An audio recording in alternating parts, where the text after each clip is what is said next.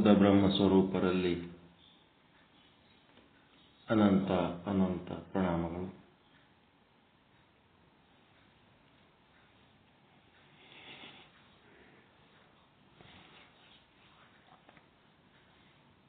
ಅವಿರಳ ಜ್ಞಾನಿ ಶುದ್ಧ ಬ್ರಹ್ಮನಿಷ್ಠ ಸದ್ಗುರು ಮಹಾಶರಣ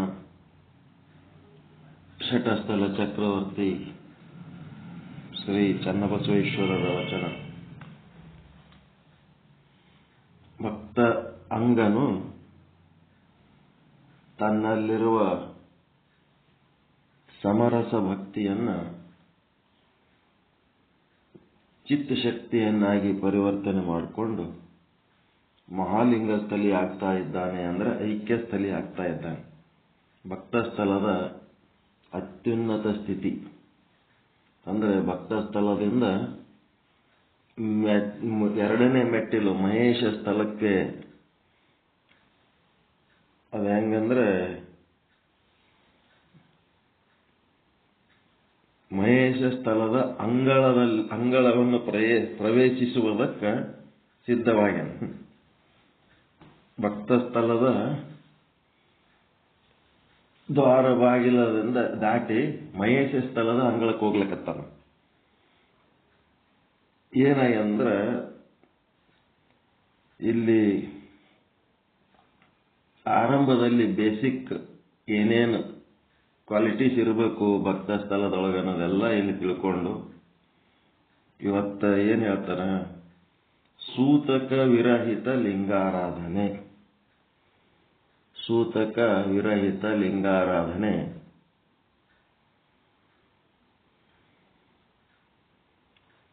ತನು ಮೂರ್ತಿಯಾದ ಲಿಂಗೈಕ್ಯ. ಸೂತಕ ವಿರಹಿತ ಲಿಂಗಾರಾಧನೆ ತನು ಮೂರ್ತಿಯಾದ ಲಿಂಗೈಕ್ಯ.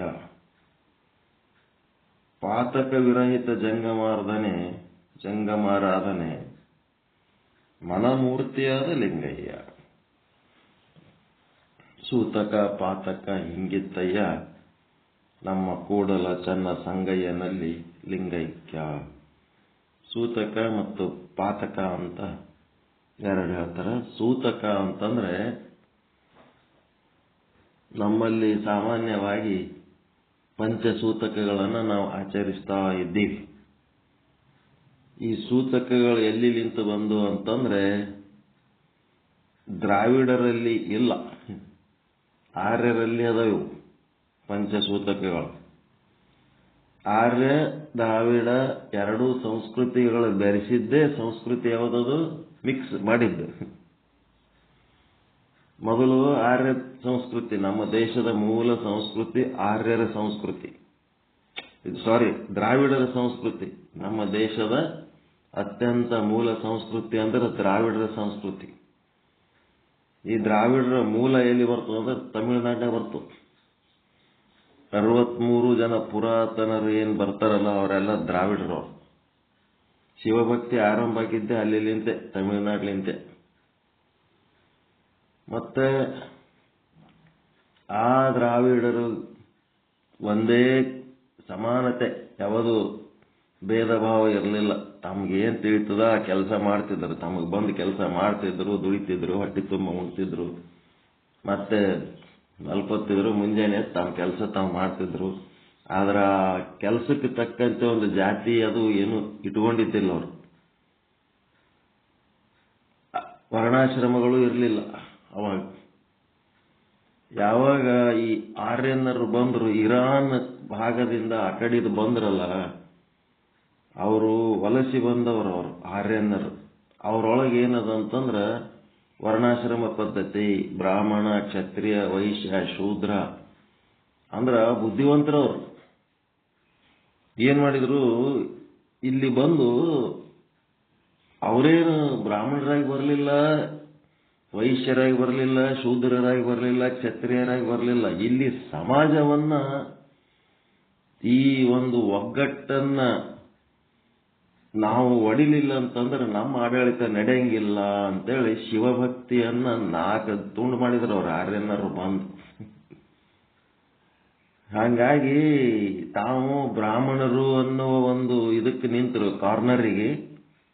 ಇಲ್ಲಿರೋ ದ್ರಾವಿಡರಲ್ಲಿ ಯಾರು ಶೂರರದರ ಹೋರಾಟ ಮಾಡುವ ಕ್ಯಾರೆಕ್ಟರ್ ಅದ ಅವರಿಗೆ ಕ್ಷತ್ರಿಯರತ್ ಮಾಡಿದ್ರು.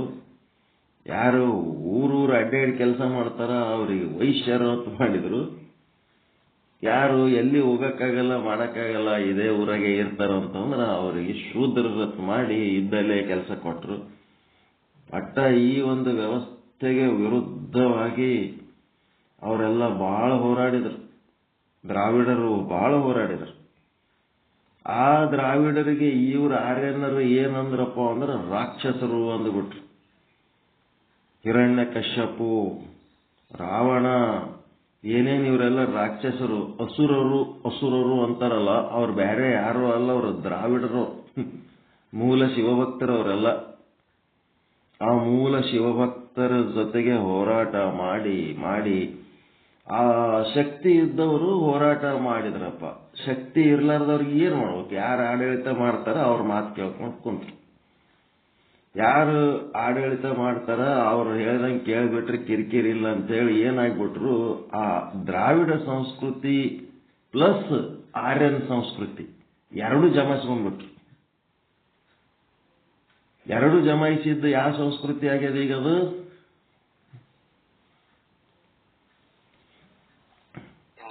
ಹಿಂದೂ ಸಂಸ್ಕೃತಿ ಆಗ್ಯದ. ಹಿಂದೂ ಸಂಸ್ಕೃತಿ ಅಂದ್ರೆ ಆರ್ಯ ಸಂಸ್ಕೃತಿ ಪ್ಲಸ್ ದ್ರಾವಿಡ ಸಂಸ್ಕೃತಿ ಎರಡು ಕೂಡಿದ್ದೆ. ಈಗ ಬಸವಾದಿ ಶರಣರು ಯಾರು ಇವರು ಅಂತಂದ್ರೆ ಶಿವಭಕ್ತಿ ಸೈಡ್ ಏನೇನದ ಅದೆಲ್ಲ ದ್ರಾವಿಡ ಸಂಸ್ಕೃತಿ. ಅದಕ್ಕೆ ಅವ್ರೇನ್ ಹೇಳ್ತಿರ್ತಾರ, ವಿಭೂತಿ, ರುದ್ರಾಕ್ಷಿ, ಲಿಂಗ ಇಂಥವಷ್ಟೇ ಕೊಳ್ಳಾಗಿರ್ಬೇಕು, ಹಣಿಗಿರ್ಬೇಕು. ಇವು ತಾಳಿ, ಬಳಿ, ಕಾಲುಂಗ್ರ ಇವು ಏನದವ ಹಿಂದೂ ಸಂಸ್ಕೃತಿ ಅಂತಂದ್ರೆ ಅದು ಹಿಂದೂ ಸಂಸ್ಕೃತಿ ಅಲ್ಲ, ಅದು ಆರ್ಯನ್ ಸಂಸ್ಕೃತಿ ಅಂತ. ಹಿಂದೂ ಸಂಸ್ಕೃತಿ ಅಂದ್ರೆ ಎರಡು ಮಿಕ್ಸ್ ಆಗಿದ್ದೆ ಹಿಂದೂ ಸಂಸ್ಕೃತಿ. ಅದು ಮಾತಾಡ್ಲಕ್ ಬರೋಲ್ದವ್ರಿಗೆ, ತಿಳಿಯವಲ್ದು, ಏನ್ ಹೆಂಗ್ ಮಾತಾಡ್ಬೇಕಂತ ಗೊತ್ತಾಗಲ್ದವ್ರಿಗೆ. ಅದೇ ಸಮಸ್ಯೆ ಆಗ್ಯಾವ. ಹಿಂದೂ ವಿರುದ್ಧ ಮಾಡಿದ್ರೆ ಅಲ್ಲದು, ಅದು ಆರ್ಯ ಸಂಸ್ಕೃತಿಯ ವಿರುದ್ಧ. ಇಲ್ಲಿ ನಮ್ಮ ಶಿವಭಕ್ತಿ ಯಾಕ ಬಸವಾದಿ ಶರಣರು ಯಾಕೆ ಎದ್ದು ನಿಂತರು ಅಂತಂದ್ರೆ ಈ ಆರ್ಯನರ ವರ್ಣಾಶ್ರಮ ಪದ್ಧತಿಗಳ ವಿರುದ್ಧ, ಜಾತಿ ಪದ್ಧತಿಗಳ ವಿರುದ್ಧ. ಅದಕ್ಕೆ ಅವರು ಸಮಾನತೆ ಅಂತೇಳಿ ಬಡದಾಡಿದ್ರು. ಸಮಾನತೆ ಸಮಾಜದಾಗೆ ಇತ್ತು ಮೊದಲು. ಇವ್ರು ಬಂದು ಅಸಮಾನತೆ ಮಾಡಿದ್ದಕ್ಕೆ ಮತ್ತವ್ರು ಹೋರಾಟ ಮಾಡಿ ಸಮಾನತೆಗೆ ಹೋರಾಟ ಮಾಡಿ ಹೋದ್ರ 12ನೇ ಶತಮಾನದೊಳಗೆ. ಮತ್ತೆ ಒಂದು ಈ ಜಾತಿ ಪದ್ಧತಿ ಮಾಡಿದ್ರು, ಡಿವೈಡ್ ಮಾಡಿದ್ರು. ಇನ್ನ ಒಂದು ಪದ್ಧತಿ ಏನ್ ಮಾಡಿದ್ರಪ್ಪ ಅಂತಂದ್ರೆ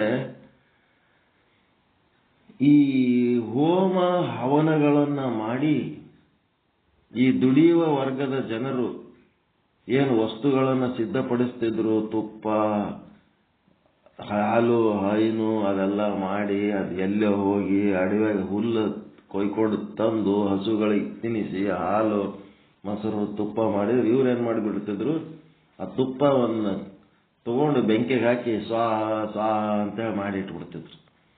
ಕಷ್ಟಪಟ್ಟು ನೇಕಾರರು ಬಟ್ಟಿ ತಯಾರು ಮಾಡಿರ್ತಿದ್ರು. ಆ ಬಟ್ಟಿ ತಗೊಂಡು ಬೆಂಕಿಗೆ ಹಾಕಿ ಯೋಗ ಯಜ್ಞ ಮಾಡ್ತೀನಿ, ಹೋಮ ಮಾಡ್ತೀನಿ ಅಂತ ಸ್ವಾಹ. ಅದಕ್ಕೆ ಅವ್ರು ಏನ್ ಮಾಡ್ತಿದ್ರು, ರಾವಣಾದಿಗಳು, ಹಿರಣ್ಯ ಕಶ್ಯಪು ಮತ್ತಿನ್ ಯಾರು ರಾಕ್ಷಸರು ಅಂತೇಳಿ ಅಂತಾರಲ್ಲ ಅಸುರರು, ಅವ್ರ ಯಜ್ಞ ಕುಂಡಗಳಿಗೆ ಇವ್ರು ಬಕ ಒದಿತಿದ್ರು. ಯಾಕೆ ಒದಿತಿದ್ರು ಅಂತಂದ್ರ ಅದು ಅಗ್ನಿ ಅನ್ನೋದು ಜಡವಸ್ತು. ಅದು ಆ ಜಡವಸ್ತುವಿಗೆ ನೀನು ದೇವರು ಅಂತೇಳಿ ಅದಕ್ಕೆ ಪೂಜಾ ಮಾಡ್ಲಕ್ಕೆ ಹೋಗಿ ಅದಕ್ಕೆ ನಾವು ದುಡಿದು ಕಷ್ಟಪಟ್ಟು ತಯಾರು ಮಾಡಿದ ವಸ್ತುಗಳು ಹಾಕಿ ಬೆಂಕಿಗೆ ಹಾಕ್ತಿದೆಲ್ಲ ಅಂತೇಳಿ ಅದು ದ್ರಾವಿಡ ಸಂಸ್ಕೃತಿಯ ವಿರುದ್ಧವಾದಂತ ಆಚರಣೆ. ಹೋಮ ಹವನಗಳು ಮತ್ತೆ ಹೋಮ ಹವನ ಮಾಡ್ರಿ, ಪೂಜೆ ಮಾಡ್ಲಕ್ ಬ್ಯಾಡ ಅನ್ನಲ್ಲ, ಸಿದ್ಧ ವಸ್ತುಗಳನ್ನು ಹಾಕೋದು, ಜೀವಂತ ಪ್ರಾಣಿಗಳನ್ನ ತಂದು ಅದ್ರಾಗ ಹಾಕಿ ಸುಟ್ಟು ತಿನ್ನೋದು.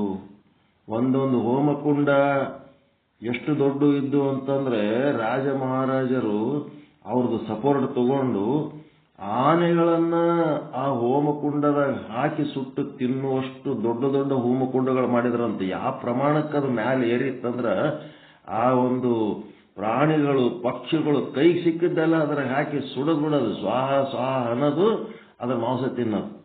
ಈ ಮಟ್ಟಿಗೆ ಅದು ಬೆಳೆದಿತ್ತು. ಅದ್ರ ಸಲುವಾಗಿ ಅವ್ರು ಏನ್ ಮಾಡಿದ್ರು, ಪ್ರಾಣಿ ಹಿಂಸೆ, ಬಲಿ ಇವೆಲ್ಲ ಬೇಡಪ್ಪ, ಇವು ಆರ್ಯನ್ ಸಂಸ್ಕೃತಿಗಳು, ಇವು ನಮ್ಮ ಅಲ್ಲಿವು, ಕೇವಲ ಶಿವಭಕ್ತಿ, ಅಷ್ಟಾವರಣ, ಪಂಚಾಚಾರ, ಶಟಸ್ಥಲ ಇದಿಷ್ಟೇ ನಮ್ದು ಅಂತೇಳಿ ಇವ್ರದ್ದು ಹೋರಾಟ ಹಿಂಗ, ಅವ್ರ ಹೋರಾಟ ಹಂಗ. ಅದು ಈ ದೇಶದ ಒಂದು ದುರ್ದೈವ.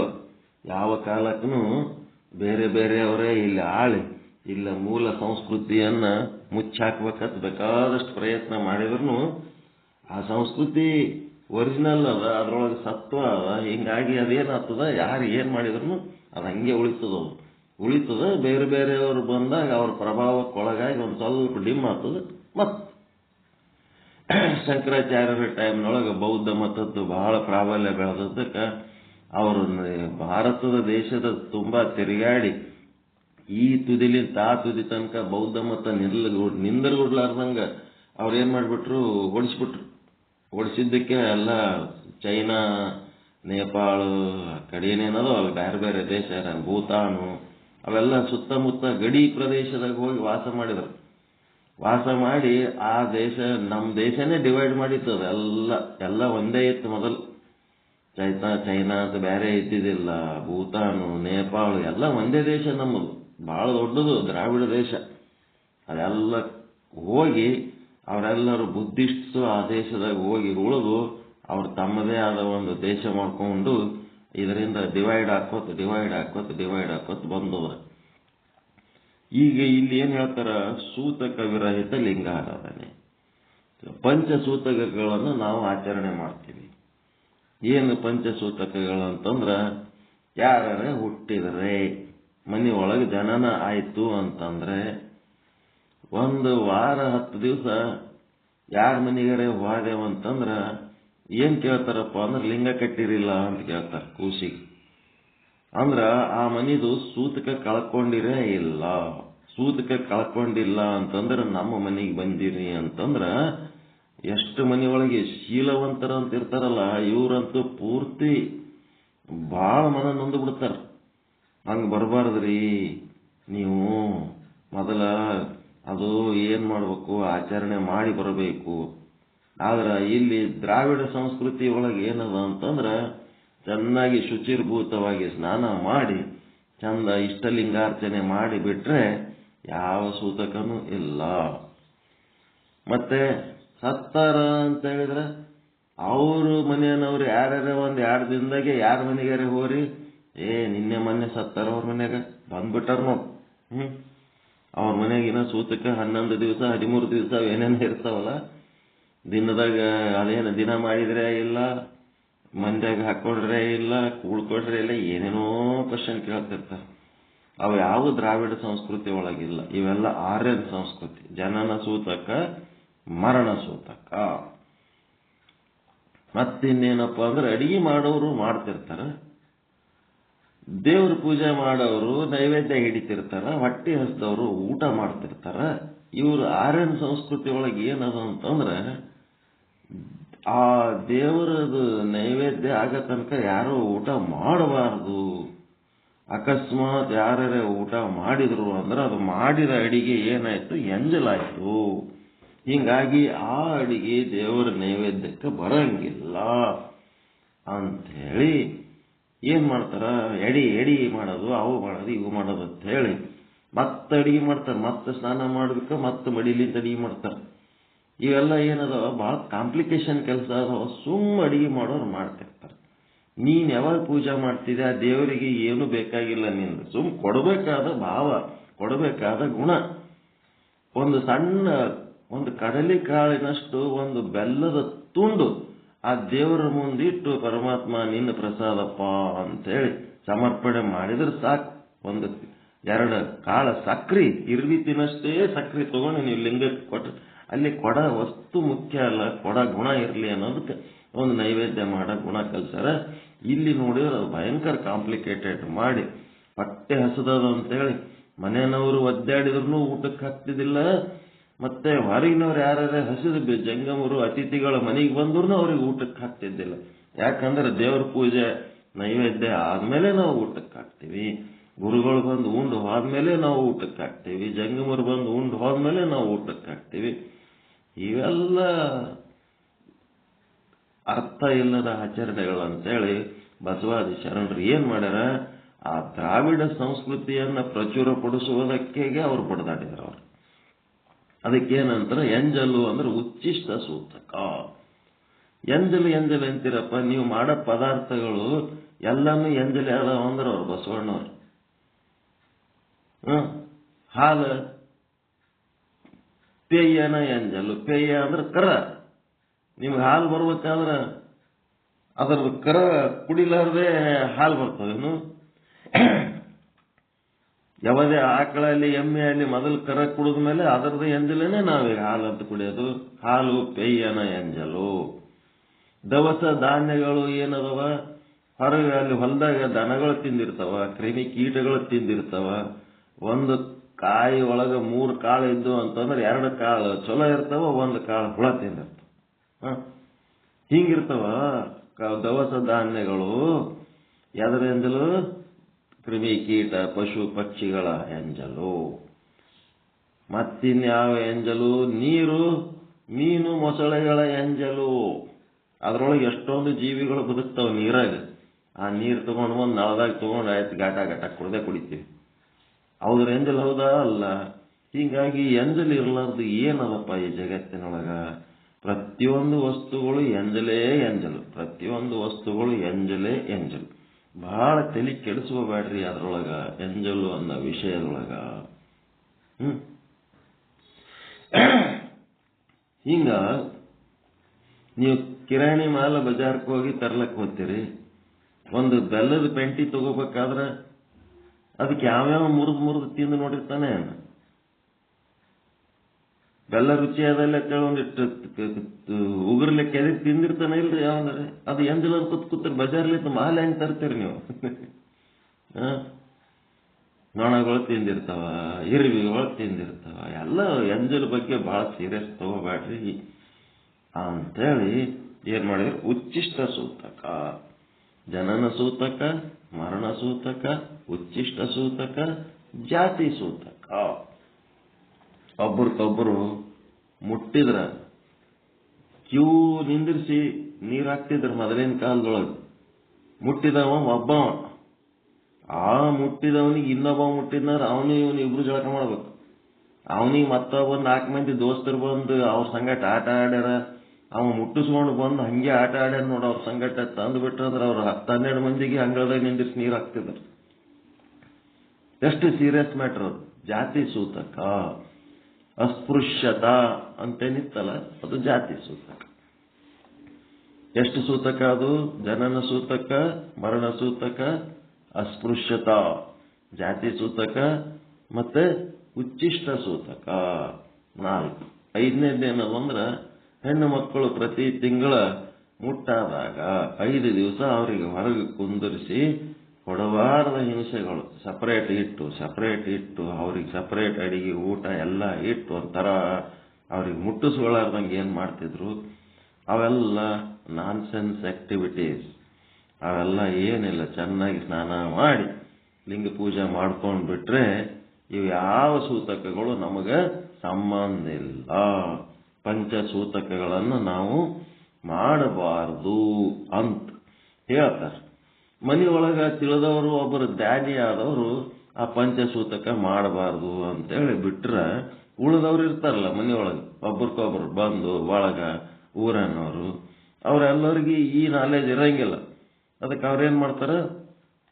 ಲಿಂಗ ಕಟ್ಟಿರೇನು, ದಿನ ಮಾಡೋದಾಯ್ತೇನು, ದೇವ್ರ ನೈವೇದ್ಯ ಐತೇನು, ಇಂಥವೇ 108 ಕ್ವಶನ್ ಕೇಳಿ ಊಟ ಮಾಡೋದು, ಬರೋದು, ಹೋಗೋದು, ಹಿಂಗೆಲ್ಲ ಮಾಡ್ತಿರ್ತಾರ. ಅದಕ್ಕೆ ಇಲ್ಲಿ ಏನಾಯ್ತಪ್ಪ ಅಂದ್ರೆ ಸೂಚಕ ವಿರಹಿತ ಲಿಂಗಾರಾಧನೆ ಏನಾಗ್ಬಿಡ್ತಾನ ಅಂತ ಒಂದು ತನು ಐಕ್ಯ ಸ್ಥಳದಾಗ ಹೋಗ್ಬಿಡ್ತಾನ. ಸೂತಕ ಬಿಟ್ಟು ಯಾವನು ಆಚರಣೆ ಮಾಡ್ತಾನ ಅವ ಐಕ್ಯ ಸ್ಥಳಿನೇ. ನಾವು ತಿಳಿದವರು ಅಟ್ಲೀಸ್ಟ್ ನಾವು ಮಾಡ್ಲಾರ್ದಂಗೆ ಇದ್ರು ಮನೆಯೊಳಗ ಉಳಿದವ್ರೆಲ್ಲರೂ ಕೂಡಿ ಮಾಡಿಸ್ತಿರ್ತಾರಲ್ಲ, ಮಾಡ್ಸಾಗ ಇವ ಐಕ್ಯ ಸ್ಥಳಿದ ಮನಸ್ಸು ಏನಿರ್ತದೆ ಗೊತ್ತಾ? ಅದು ಸತ್ಯ ಅಂತ ಮಾಡ್ತಾನೆ, ಮಿಥ್ಯೆ ಅಂತ ಮಾಡ್ತಿರ್ತಾನೆ. ಐಕ್ಯ ಸ್ಥಳಿ ಅವ್ರ ಕಾಟಕ್ಕಾದ್ರೂ ಮಾಡ್ಬೇಕಲ್ರಿ. ಅದೇಂಗಾಗ್ತದ ಮಾಡಂಗಿಲ್ಲ ಅಂತ ಹೇಳಕ್ಕೆ ನೀವೇನಾರ ಜಬರ್ದಸ್ತಿ ಮಾಡಿ ಅವೇನಾರ ವಿರೋಧ ಮಾಡಿ ಬಿಟ್ರಿ ಅಂತಂದ್ರ ಜ್ಞಾನ ಬರ್ಲಾರ್ದವ್ರಿಗೆ ನಾವು ಜ್ಞಾನದ ಆಚರಣೆಗಳನ್ನು ಹೇಳಿ ಜಬರ್ದಸ್ತಿಲೇ ಏನಾರ ಮಾಡಿದ್ರಿ ಅಂತಂದ್ರ ಮನೆಯೊಳಗೆ ಏನಾರ ಹೆಚ್ಚು ಕಡಿಮೆ ಘಟನೆಗಳಾದವು ಅಂತಂದ್ರ ಇವ ನೋಡು ಇದು ಮಾಡ್ಲಾರ್ದಕ್ಕೆ ಹಿಂಗಾಯ್ತು ನೋಡ್ರಿ ಅದು ದೊಡ್ಡ ಉದಾಹರಣೆ ಮಾಡಿಟ್ಟು ಬಿಡ್ತಾರ. ಇನ್ನ ಸಮಸ್ಯೆ ದೊಡ್ಡ ಸಮಸ್ಯೆ ಮಾಡಿಟ್ಟು ಬಿಡ್ತಾರ. ಅದಕ್ಕೆ ನಾವೇನ್ ಮಾಡ್ಬೇಕು, ಅವರ ಸೂತಕಗಳ ಆಚರಣೆ ಮಾಡುವಾಗ ನಾವು ಮಾಡ್ಬೇಕಾ ಮಾಡಬಾರಲ್ಲ, ಅವ್ರ ಸಂಗಟ ನಾವು ಇರ್ಬೇಕಾ ಬೇಡ, ಕಂಪ್ನಿ ನಾವು ಸೆಪರೇಟ್ ತೋರಿಸ್ಕೋಬೇಕಾ ಏನು ಇರ್ಬೇಕಾ ಇರಬಾರ್ದ್ರಿ, ಜೊತೆಗೆ ಮಾಡ್ಬೇಕಾಗ್ತದ. ಮಾಡ್ಬೇಕಾಗಿ ಹೆಂಗಿರ್ಬೇಕು ಮನಸ್ಸಿನಾಗ, ಇವೆಲ್ಲ ಮಿಥ್ಯಾ, ಜಗನ್ಮಿಥ್ಯಾ ಲೆಕ್ಕದಾಗ್ಯದ. ಬ್ರಹ್ಮ ಸತ್ಯ ಅಂದ್ರೆ ಇಷ್ಟಲಿಂಗಾರ್ಚನೆ ಮಾಡಿ ಪರಮಾತ್ಮ ನೀನೇ ಅಪ್ಪ ಎಲ್ಲ ನಿಂದೇ ಲೀಲೆ ಅಂದ್ರ ಬ್ರಹ್ಮ ಸತ್ಯ. ಈ ಸೂತಕಗಳು ಮಾಡಿದ್ರೆ ಜಗನ್ಮಿಥ್ಯ. ಅವ್ರು ಉಳಿದವರೆಲ್ಲ ಜ್ಞಾನ ಇರ್ಲಾರ್ದವ್ರು ಏನ್ ಮಾಡ್ತಾರ, ಅದು ಸತ್ಯ ಅಂತ ಭಾರಿ ಸೀರಿಯಸ್ ಆಗಿ ಮಾಡ್ತಿರ್ತಾರ. ನಾವು ಅವ್ರಿಗೇನು ಟೀಕೆ ಮಾಡಬಾರ್ದು. ಯಾಕಂತಂದ್ರೆ ಅವರ ಜೀವನ ಮಟ್ಟ, ಅವರ ಅರಿವಿನ ಮಟ್ಟ, ಅವ್ರ ಬಲ, ಅವ್ರ ಈಶ್ವರ ಬಲ ನಮ್ಗೆ ಸಂಬಂಧ ಇಲ್ಲ. ಅವ್ರ ಅರಿವಿನ ಮಟ್ಟ ಅವ್ರು ಬೆಳೆಸ್ಕೊಳ್ಳಿಲ್ಲ ಅಂತಂದ್ರ ಆ ಈಶ್ವರ ಅವರಿಗೆ ಕೃಪೆ ಮಾಡ್ಲಿಲ್ಲ ಅಂದ್ರೆ ನಾವೇನ್ ಮಾಡ್ಲಕ್ಕಾಗ್ತದೆ. ಹುಳಗೊಳಗತ್ಲೆ ಹುಟ್ಟಿ ಹುಳಗೊಳಗತ್ಲೆ ಬದುಕಿ ಹುಳಗೊಳಗತ್ಲೆ ಸಾಯ್ಬೇಕನ್ನೋರಿಗೆ ಅವ್ರ ಈಶ್ವರಿಗೆ ಸಂಬಂಧ, ಅವ್ರಿಗೆ ಸಂಬಂಧ, ನಮ್ಗೇನ್ ಸಂಬಂಧ ಇಲ್ಲ. ಹಿಂಗಾಗಿ ಆಯ್ತು ಮಾಡ್ಲಕತ್ತೀರ ಮಾಡ, ತೀರ್ಥ ತಂದ್ರ ತಾ ಒಂದ್ ಗುಟಕ್ ಕುಡಿದ್ರಿ ಅಂತ ಸಾಯಂಗಿಲ್ಲ. ಪ್ರಸಾದ ತಗೋ ತಾ ತಿನ್ನಂತ, ಆಯ್ತಾ ನಮಸ್ಕಾರ ನಮಸ್ಕಾರ ಮಾಡಿ ಹಿಂಗ ನಾವು ಅದೇನ್ ಮಾಡ್ಬೇಕು, ಅವ್ರ ಜೊತೆಗೆ ಇರ್ಬೇಕು. ಒಳಗ ಇವೆಲ್ಲ ಮಿಥ್ಯಾ ಅಂತ ಅನ್ಬೇಕು. ಆಡಿದಡೆನ್ನ ಒಡೆಯನ ಹಾಡುವೆ, ಬೇಡಿದಡೆನ್ನ ಒಡೆಯನ ಬೇಡುವೆ. ಜಗತ್ತಿನ ತುಂಬ ಗುರುಗಳಿಗೆ ನಮಸ್ಕಾರ ಮಾಡ್ರಿ, ಯಾರಿಗೆ ನೈವೇದ್ಯ ಮಾಡ್ರಿ, ನೀವು ಏನಾರ ಆಚರಣೆ ಮಾಡ್ರಿ. ನಿಶ್ಚಲ್ ದಾಸಗ ನಮಸ್ಕಾರ ಮಾಡುವ ಸಮಯದಲ್ಲಿ ಅವನೇನಂತನ, ಕಾಕು ಕರು ಪ್ರಣಾಮ್. ಏನ್ ನಮಸ್ಕಾರ ಮಾಡ್ತೀವಿ, ನೀ ಬೇರೆ ಅಲ್ಲ ನಾ ಬೇರೆ ಅಲ್ಲ, ಇಬ್ರು ಒಂದೇ ಇದೀವಿ, ಯಾರು ನಮಸ್ಕಾರ ಮಾಡಬೇಕು. ನಿಶ್ಚಲ್ ದಾಸಿಗೆ ನಮಸ್ಕಾರ ಮಾಡೋ ಟೈಮ್ನೊಳಗೆ ಅದು ಬಂದ್ಬಿಡ್ತದೆ, ಕಾಕು ಕರು ಪ್ರಣಾಮ್. ಉಳಿದವ್ರು ಯಾರಿಗೆ ನಮಸ್ಕಾರ ಮಾಡಿದ್ರು ಖುಷಿ ಆಯ್ತು, ಮಾಡಿದವ್ರಿಗೆ ಖುಷಿ, ಮಾಡಿಸ್ಕೊಂಡವ್ರಿಗೆ ಖುಷಿ. ಯಾಕಂದ್ರ ಆ ನಿಶ್ಚಲ್ ದಾಸನ ಮಟ್ಟಿನ ಜ್ಞಾನ ಇಲ್ಲದಕ್ಕೆ. ನಿಶ್ಚಲ್ ದಾಸನ ಮಟ್ಟಿನ ಜ್ಞಾನ ಇತ್ತು ಅಂತ ಅಂದ್ರೆ ನಮಗೇನಾಗ್ತದ, ಏನು ಮಾಡೋದು ಬೇಕಾಗಿಲ್ಲ, ನಮಸ್ಕಾರ ಮಾಡೋದು ಬೇಕಾಗಿಲ್ಲ, ಮಾಡಿಸ್ಕೊಳ್ಳೋದು ಬೇಕಾಗಿಲ್ಲ. ಆ ಮಟ್ಟದ್ದು ಇಲ್ಲದಕ್ಕೆ ನಮಗೇನಾಗ್ತದ, ಮಾಡಿದ್ರೆ ಒಂದು ಖುಷಿ, ಮಾಡಿಸ್ಕೊಂಡವನು ಇನ್ನೊಂದು ಖುಷಿ. ಈ ಖುಷಿ ಆಗ ಎಲ್ಲಿ ತನ ಆಗ್ತದ ಅಲ್ಲಿ ತನ ನಾವು ಮಾಡ್ಕೊತಿರ್ಬೇಕಷ್ಟೆ. ಅರಿವಿನ ಮಟ್ಟ ಹೆಚ್ಚಾಗ ತನಕ ಮಾಡ್ಕೊತಿರ್ಬೇಕು. ಹಿಂಗಾಗಿ ಇವು ಪಂಚ ಸೂತಕಗ ವಿರಹಿತ ಲಿಂಗಾರಾಧನೆ, ಲಿಂಗ ಪೂಜೆ ಮಾಡ್ಕೋಬೇಕಾದ್ರೆ ಎಲಿಜಿಬಿಲಿಟಿ, ಇದು ಯೋಗ್ಯತೆ. ಈ ಪಂಚ ಸೂತಕಗಳನ್ನ ಕಳ್ಕೊಂಡು ಮಾಡೋದು. ಇವತ್ತಿಗೆ ನಾನು ಯಾವ ಶವ ಸಂಸ್ಕಾರಕ್ಕೆ ಹೋದ್ರೂ ನಾನು ಎಂದೂ ಜಳಕ ಮಾಡಿಲ್ಲ, ಮಾಡೋದೂ ಇಲ್ಲ. ಏನು ಹೊರಗೆ ಬಜಾರ್ಲಿಂತ ಬಂದ್ರೆ ಹೆಂಗೆ ಕಾಲ ಮುಖ ತೊಳ್ಕೊತೀವಿ, ಹಂಗ ಒಂದಿಷ್ಟು ಕೈಕಾಲು ಮುಖ ತೊಳ್ಕೊಂಡು ನಾರ್ಮಲ್ ಆಗಿ ನಮ್ಮ ಜೀವನ ಮಾಡ್ತೀವಿ ನಾವು. ಯಾಕಂದ್ರೆ ಮರಣ ಸೂತಕ ಆಚರಣೆಗಳು ನಮ್ಮದ್ರಾಗ ಇಲ್ಲವೇ ಇಲ್ಲ. ಸುಮ್ಮನೆ ಅದನ್ನು ಭಾರಿ ಸೀರಿಯಸ್ ಮಾಡಿ ಅಂಗಳದಾಗ ಕೂತು ನೀರು ಹಾಕೊಂಡು ಅದು ತಗೊಂಬ, ಇದು ತಗೊಂಬ, ಸಾಬೂನ್ ತಗೊಂಬ, ಬೆನ್ ತಿಕ್ಕು, ಈ ದೊಡ್ಡ ನಾಟಕ. ಮತ್ ನೀರು ಭಾಳ ಕಾಯಿಸಿದಿ, ಇಷ್ಟು ಸುಡೋಂಥದ್ದು ಯಾಕೆ ಕಾಯಿಸಿದಿ, ಇಷ್ಟ ಯಾಕೆ ಕಡಿಮೆ ಕಾಯಿಸಿದಿ, ಸುಮ್ಮನೆ ಎಲ್ಲ ಕಿರಿಕಿರಿ. ಹಿಂಗಾಗಿ ಆ ಪಂಚಸೂತಕಗಳು ಯಾರು ಧೈರ್ಯವಾಗಿ ಆಚರಣೆ ಮಾಡಂಗಿಲ್ಲ, ಮತ್ತೆ ಆಚರಣೆ ಮಾಡಿದ್ರು ಮನೆಯವರ ಕಾಟಕ್ಕ, ಸಮಾಜದ ಕಾಟಕ್ಕ ಮಾಡಿದ್ರು ಅವನ ಮನಸ್ಸಿನಾಗ ಅದು ಮಿಥ್ಯಾ ಅಂತ ಇಟ್ಕೊಂಡು ಮಾಡ್ತಾನಲ್ಲ, ಆ ರೀತಿ ಮಾಡುವಂತ ಮಹಾತ್ಮ ಯಾರು, ಅವನು ತನು ಎಂಥದ್ದು ಲಿಂಗಮೂರ್ತಿ ಆಗಿಬಿಟ್ಟ. ನಾವು ಲಿಂಗೈಕ್ಯ, ತನು ಮೂರ್ತಿಯಾದ ಲಿಂಗೈಕ್ಯ. ಅವನ ಶರೀರನೇ ಲಿಂಗ, ಐಕ್ಯಸ್ಥಳೀಯ ಶರೀರನೇ ಲಿಂಗ.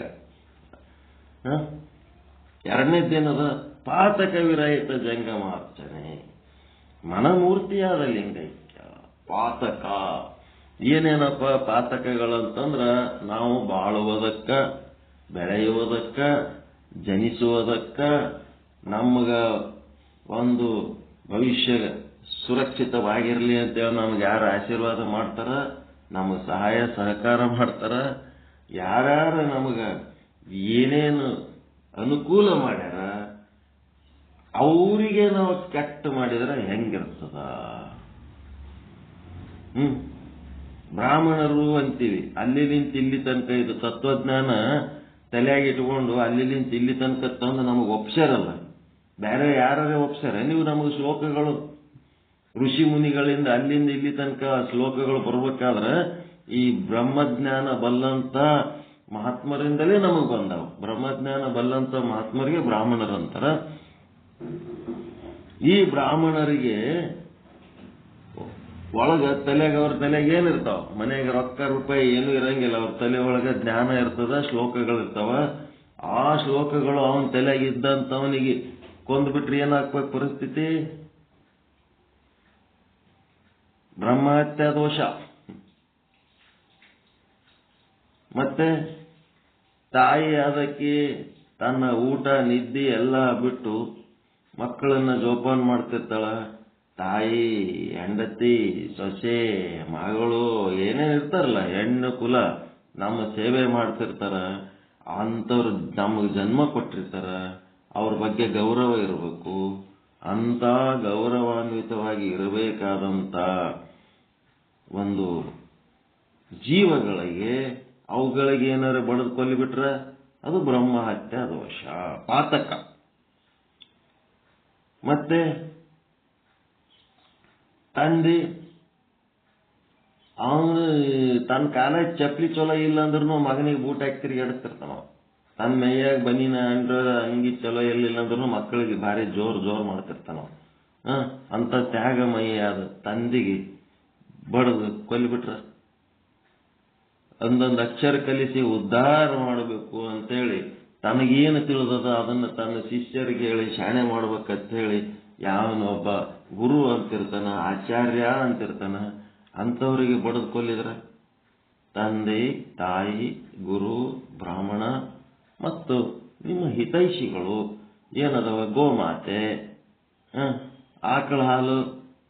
ಫಸ್ಟಿಗೆ ತಾಯಿ ಎಷ್ಟು ವರ್ಷ ಕೊಟ್ಟಿರ್ತಾಳ? ಒಂದು 3 ವರ್ಷ 4 ವರ್ಷ ಕೊಟ್ಟಿರ್ತಾಳ ಹಾಲು ಅಷ್ಟೇ. 3 ವರ್ಷ ತಾಯಿ ಹಾಲು ಕುಡಿದ್ಮೇಲೆ 100 ವರ್ಷ ಯಾರು ಕುಡಿತೀರಿ? ಗೋಮಾತೆ ಕುಡಿತೀರಿ. ಆ ಗೋಮಾತೆಯನ್ನೇ ಕೊಂದ್ರ. ಹೀಗಾಗಿ ಯಾವುದು ನಮಗ ಮೂಲಾಧಾರವಾಗಿ ನಿಂತದು ಈ ಜಗತ್ತಿನೊಳಗೆ ತತ್ವ, ಪಂಚಭೂತಾತ್ಮಕ ಈ ವಿಶ್ವ, ಇದನ್ನ ಚಂದ ಯಾಕಿಡಬೇಕು ಅಂತಂದ್ರೆ ನಮ್ಮ ಬದುಕಿಗೆ ಇದು ಆಸರದ. ಇದು ಹೊಲಸಾಯ್ತು ಅಂದ್ರೆ ನಮ್ಮ ಬದುಕು ಹೊಲಸಾಗ್ತದ. ಹೀಗಾಗಿ ನಮ್ಮ ಬದುಕು ಚಂದ ಇಟ್ಕೋಬೇಕಾದ್ರೆ ಈ ಪಂಚಭೂತಗಳಂದ್ರೆ ಪ್ರಕೃತಿ ಮಾತೆಗೆ ಯಾವ ಅಪಚಾರ ಆಗ್ಲಾರ್ದಂಗ. ಮತ್ತೆ ಇಲ್ಲಿ 5 ಹೇಳಿದ್ನಲ್ಲ, ಯಾರ್ಯಾರು? ಗುರು, ಮತ್ತೆ ಗೋಮಾತೆ, ಮತ್ತೆ ತಂದೆ, ತಾಯಿ, ಮತ್ತೆ ಜ್ಞಾನಿ. ಜ್ಞಾನಿ ಅಂದ್ರೆ ಗುರು.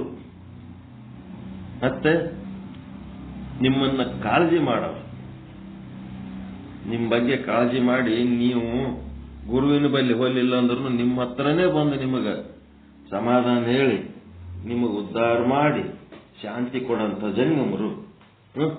ಇವರೆಲ್ಲರಿಗೆ ಕಾಳಜಿ ಮಾಡ್ತಿರ್ಬೇಕು, ಇವ್ರಿಗೆ ರಕ್ಷಣೆ ಮಾಡಿದ್ರೆ ಅದಕ್ಕೆ ಧರ್ಮೋ ರಕ್ಷತಿ ರಕ್ಷಿತ ಅಂತ ಹೇಳ್ತಾರೆ. ಯಾರು ಈ ರೀತಿ ಪಾಪ ಕರ್ಮಗಳಿಂದ ಮುಕ್ತ ಆಗಿರ್ತಾರ ಅವ್ರು ಏನಪ್ಪ ಅಂತಂದ್ರೆ ಮನ ಮೂರ್ತಿ ಲಿಂಗೈಕ್ಯ, ಅವ್ರ ಮನಸ್ಸೇ ಲಿಂಗ ಆಗಿರ್ತದಂತ. ಎಷ್ಟು ಚಂದದ 2 ಸಾಲದ ಇದು. ಸೂತಕ ವಿರಹಿತ ಲಿಂಗಾರಾಧನೆ ತನು ಮೂರ್ತಿಯಾದ ಲಿಂಗೈಕ್ಯ, ಪಾತಕ ವಿರಹಿತ ಜಂಗಮಾರಾಧನೆ ಮನ ಮೂರ್ತಿಯಾದ ಲಿಂಗೈಕ್ಯ. ಮತ್ತೆ ಸೂತಕ ಪಾತಕ ಹಿಂಗಿತ್ತಯ್ಯ ಯಾರ ಬಲ್ಲಿ? ನಮ್ಮ ಕೂಡಲ ಚನ್ನ ಸಂಗಯ್ಯನಲ್ಲಿ ಲಿಂಗೈಕ್ಯ. ಈ ಸೂತಕಗಳು ಪಾತಕಗಳು ಇವೆಲ್ಲ ಬಿಟ್ಟು ಸ್ವಚ್ಛ ಅವನಿರ್ತಾನ, ಶುದ್ಧ ಬ್ರಹ್ಮ ಅವನೇ ಏನದನ ನಮ್ಮ ಕೂಡಲ ಚನ್ನ ಸಂಗಯ್ಯನಲ್ಲಿ ಲಿಂಗೈಕ್ಯ. ಅದಕ್ಕೆ ಭಕ್ತಸ್ಥಲದ ಕೊನೆಯ ಹಂತದಲ್ಲಿ ಈ ಸೂತಕ ಪಾತಕಗಳನ್ನ ತೆಗೆದು ಹಾಕಂತ ಕೆಲಸ ಹೇಳಿದ್ರು. ಇವು ಬಿಟ್ರಿ ಅಂತಂದ್ರ ಏನಾಗ್ತದೆ, ಸಮರಸ ಭಕ್ತಿ ಚಿತ್ತಶಕ್ತಿಯಾಗಿ ಪರಿವರ್ತನೆ ಆಗ್ತದ. ಅಂದ್ರೆ ನೀವು ಮಹಾಲಿಂಗ ಸ್ಥಲಿ ಆಗಿರಿ ಅಂತ ಆಗ್ತಾ ಇದ್ದೀರಿ ಅಂತ ಹಿಂಗ ತಿಳ್ಕೋಬೇಕು. ಚಲೋ ಅದೇನ್ರಿ ವಚನ?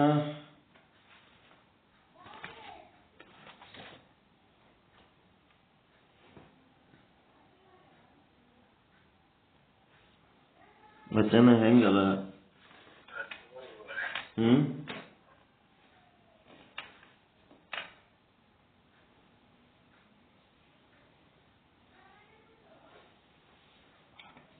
ಬರ್ಕೊಳ್ಳಂತ ವಚನ ಅದೇ.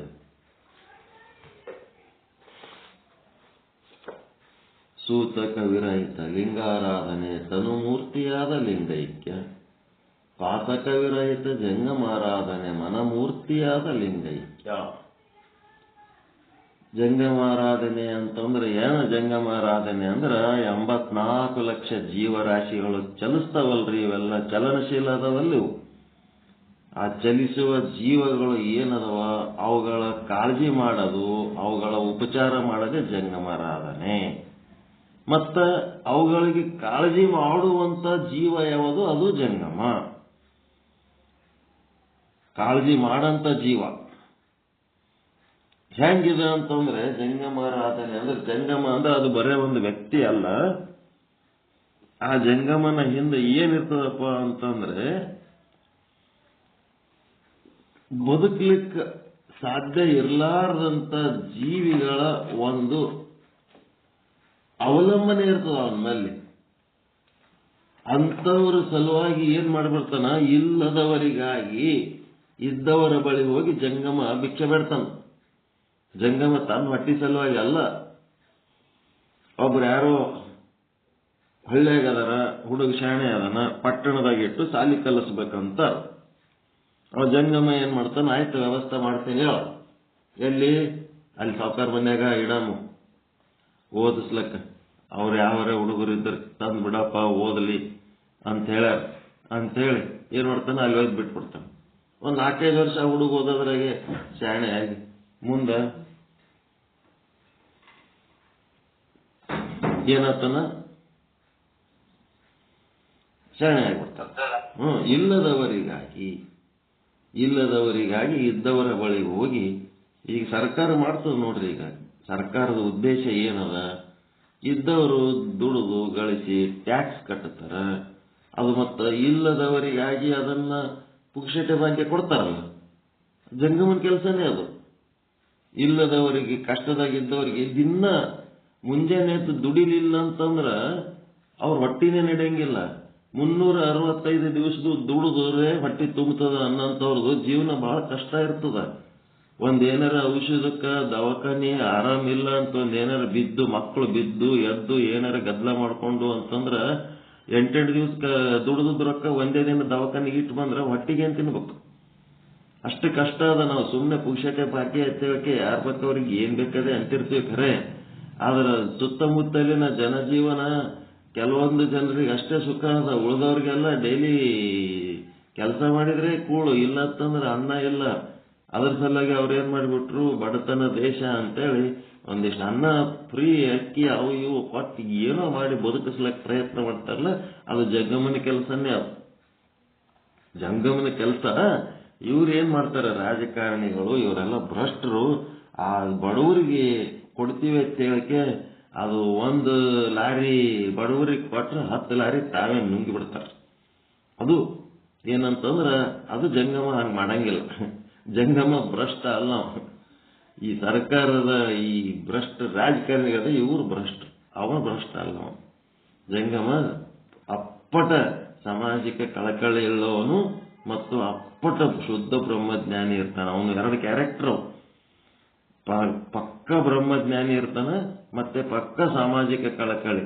ತನ್ನಲ್ಲಿರುವ ಶಕ್ತಿ ಸಾಮರ್ಥ್ಯಗಳು ಏನೇನದವ ಅವುಗಳಿಂದ ಸಮಾಜಕ್ಕೆ ಕಾಪಾಡಬೇಕು, ಸಮಾಜದ ಹಿತ ಬಯಸಬೇಕು ಅನ್ನೋದು ಅವನೊಳಗೆ ಒಳ್ಳೆ ಕ್ವಾಲಿಟಿ ಇರ್ತದ. ಹೀಗಾಗಿ ಜಂಗಮಾರಾಧನೆ ಅಂದ್ರೆ ನಿಮ್ಮ ಸುತ್ತಮುತ್ತ ಇರುವ 84 ಲಕ್ಷ ಜೀವರಾಶಿಗಳು ಏನದೋ ಅವುಗಳ ಸೇವೆ ಮತ್ತು ಅವುಗಳನ್ನ ರಕ್ಷಣೆ ಮಾಡುವಂತ ಬೆಳೆಸುವಂತ ಮಹಾತ್ಮರು. ಈಗ ನೀವು ಯಾವಾಗಾದ್ರೆ ಒಂದು ಆಶ್ರಮಕ್ಕೆ ಅಲ್ಲಿ ಹೋಗಿ ದಾನ ಅದು ಎದಕ್ಕೆ ಕೊಡ್ತೀರಿ? ಆ ಆಶ್ರಮದಾಗ ಓದೋ ಮಕ್ಕಳು ಇರ್ತಾರ, ಮತ್ತೆ ಯಾರೋ ಬಡವರು ಬರ್ತಿರ್ತಾರ, ಅವ್ರಿಗೆ ಸಹಾಯ ಆಗ್ತದ ಅಂತ ಹೇಳಿ ಕೊಡ್ತೀರಾ? ಇಲ್ಲ. ಮಠಗಳದಾಗ ಆಶ್ರಮದಾಗ ಎದಕ್ಕೆ ಕೊಡ್ತಾರ ಇದು? ಅಲ್ಲಿ ಆ ಮಠಾಧೀಶ ಆಶ್ರಮದ ಗುರುಗಳು ಇದ್ದವ್ರ ಬಳಿ ಹೋಗಿ ಇಲ್ಲದವರಿಗಾಗಿ ತಗೊಂಡು ಬಂದು ಇಲ್ಲದವರಿಗಾಗಿ ಮಾಡಿ ಹಾಕ್ತಿರ್ತಾರೆ. ಅದಕ್ಕೆ ಜಂಗಮ ಅನ್ನೋದು. ಟರ್ನ್ ಓವರ್ ಮಾಡ್ತಾರ ಅವ್ರು. ಎಲ್ಲರಿಗೂ ಒಂದೇ ತರ ಅನುಕೂಲ ಇರಂಗಿಲ್ಲ. ಬಡವರಿಗೆ ಅನಾನುಕೂಲ ಇರ್ತದ, ಶ್ರೀಮಂತರಿಗೆ ಅನುಕೂಲ ಇರ್ತದ. ಆ ಅನಾನುಕೂಲ ಇದ್ದವರಿಗೆ ಅನುಕೂಲ ಮಾಡಬೇಕಾದ್ರೆ ಜಂಗಮನ ಬಲ್ಲಿ. ಅದಕ್ಕೆ ಅವ್ರೇನಂತಾರ ಭಿಕ್ಷೆಯೇ ಲಕ್ಷ ಅಂತ. ಭಿಕ್ಷೆ ಬೇಡಿದ್ನಂದ್ರ ಲಕ್ಷ ಬರ್ತ. ನಮ್ಮ ಅಪ್ಪದೇ ಅಂತಿದ್ರಿ ಯಾವಾಗ ನೋಡಿದಾಗ. ನಮಗೇನಪ್ಪ ಜೋಳಿಗೆ ಅದ, ಯಾರು ಏನು ನಮಗ್ ಮಾಡ್ಲಿಲ್ಲ ಅಂದ್ರೆ ನಾವ್ ಎಲ್ಲರೂ ಭಿಕ್ಷೆ ಬೇಡ್ತಿರ್ತೀವಿ ಅಂತಿದ್ರು. ಹಂಗ ಭಿಕ್ಷಾಟನೆ ಎದಕ್ಕಂದ್ರ ತನ್ನ ಸ್ವಂತ ಹೊಟ್ಟಿಗಲ್ಲ, ಇಲ್ಲದವರಿಗಾಗಿ ಸಹಾಯ ಮಾಡೋದಕ್ಕ ಭಿಕ್ಷೆ ಮಾಡ್ತಿದ್ರು ಅಂತ ಹೇಳಿ. ಈಗ ವಿಚಾರ ಸಾಗರ ಐಕ್ಯ ಸ್ಥಳದೊಳಗ ಸೂತಕ ಪಾತಕ ಎರಡು ಕಳ್ಕೊಂಡಂತ ಭಕ್ತ ಸ್ಥಳಿ ಏನಾಗ್ತಾನಂತಂದ್ರ ಭಕ್ತ ಸ್ಥಳದೊಳಗಿನ ಐಕ್ಯ ಸ್ಥಳ ಅಂದ್ರೆ ಚಿತ್ತ ಶಕ್ತಿ ಅವನೊಳಗೆ ಸ್ಟಾರ್ಟ್ ಆಗಿರ್ತದಂತ.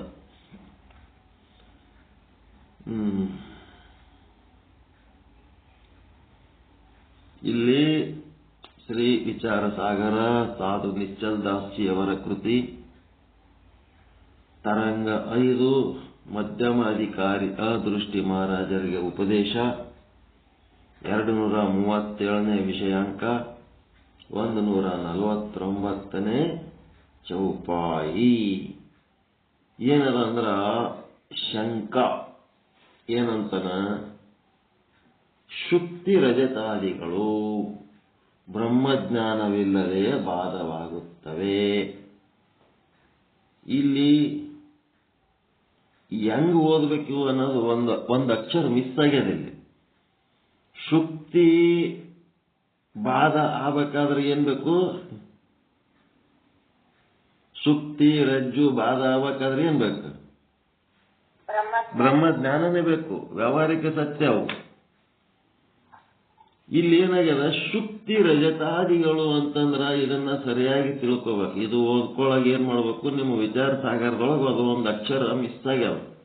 ಏನಾಗ್ಯದಂದ್ರ ಶುಕ್ತಿಯ ಅಥವಾ ಶುಕ್ತಿಯಲ್ಲಿನ ರಜತ, ಶುಕ್ತಿಯಲ್ಲಿನ ರಜತ, ರಜ್ಜುವಿನಲ್ಲಿನ ಸರ್ಪ, ಮರುಭೂಮಿಯಲ್ಲಿನ ಮೃಗಜಲ, ಹಿಂಗಾಗಬೇಕ. ಈಗ ಬರಬರ ಐತ್ರಿ ಅದು.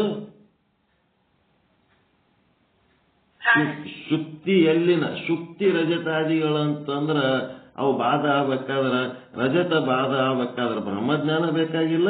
ಶುಕ್ತಿ ಬಾಧ ಆಗ್ಬೇಕಾದ್ರೆ ಬ್ರಹ್ಮಜ್ಞಾನ ಬೇಕು. ಯಾಕಂದ್ರೆ ವ್ಯಾವಹಾರಿಕ ಸತ್ಯ.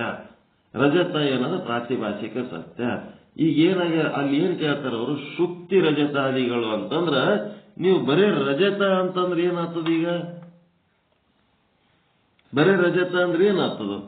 ನೀವು ಬಂಗಾರ ಬೆಳ್ಳಿ ಲೋಹದ ಅರ್ಥ ಬರ್ತದ ಅಲ್ಲಿ. ಬರೇ ರಜತ ಅಂದ್ರೆ ಅದಕ್ಕೆ ಯಾಕೆ ಆ ಶಬ್ದ ಹಂಗ್ ಬಳಸ್ಯಾರ ಅಂತಂದ್ರ ಶುಕ್ತಿ ರಜತ. ಬರೇ ರಜತ ಬೇರೆ, ಶುಕ್ತಿ ರಜತ ಬೇರೆ. ಇಲ್ಲಿ ನಮ್ಮ ತಲೆ ಒಳಗೆ ಏನ್ ಬರ್ತದ? ಶುಕ್ತಿ ಮತ್ತು ರಜತ ಎರಡು ಬಂದ್ಬಿಡ್ತಾವೆ. ಈಗ ಸಮಸ್ಯೆ ಅರ್ಥ ಆಯ್ತಾ? ಇದು ಟೈಟಲ್ನಾಗಿರೋ ಸಮಸ್ಯೆ ಹೌದಲ್ರಿ?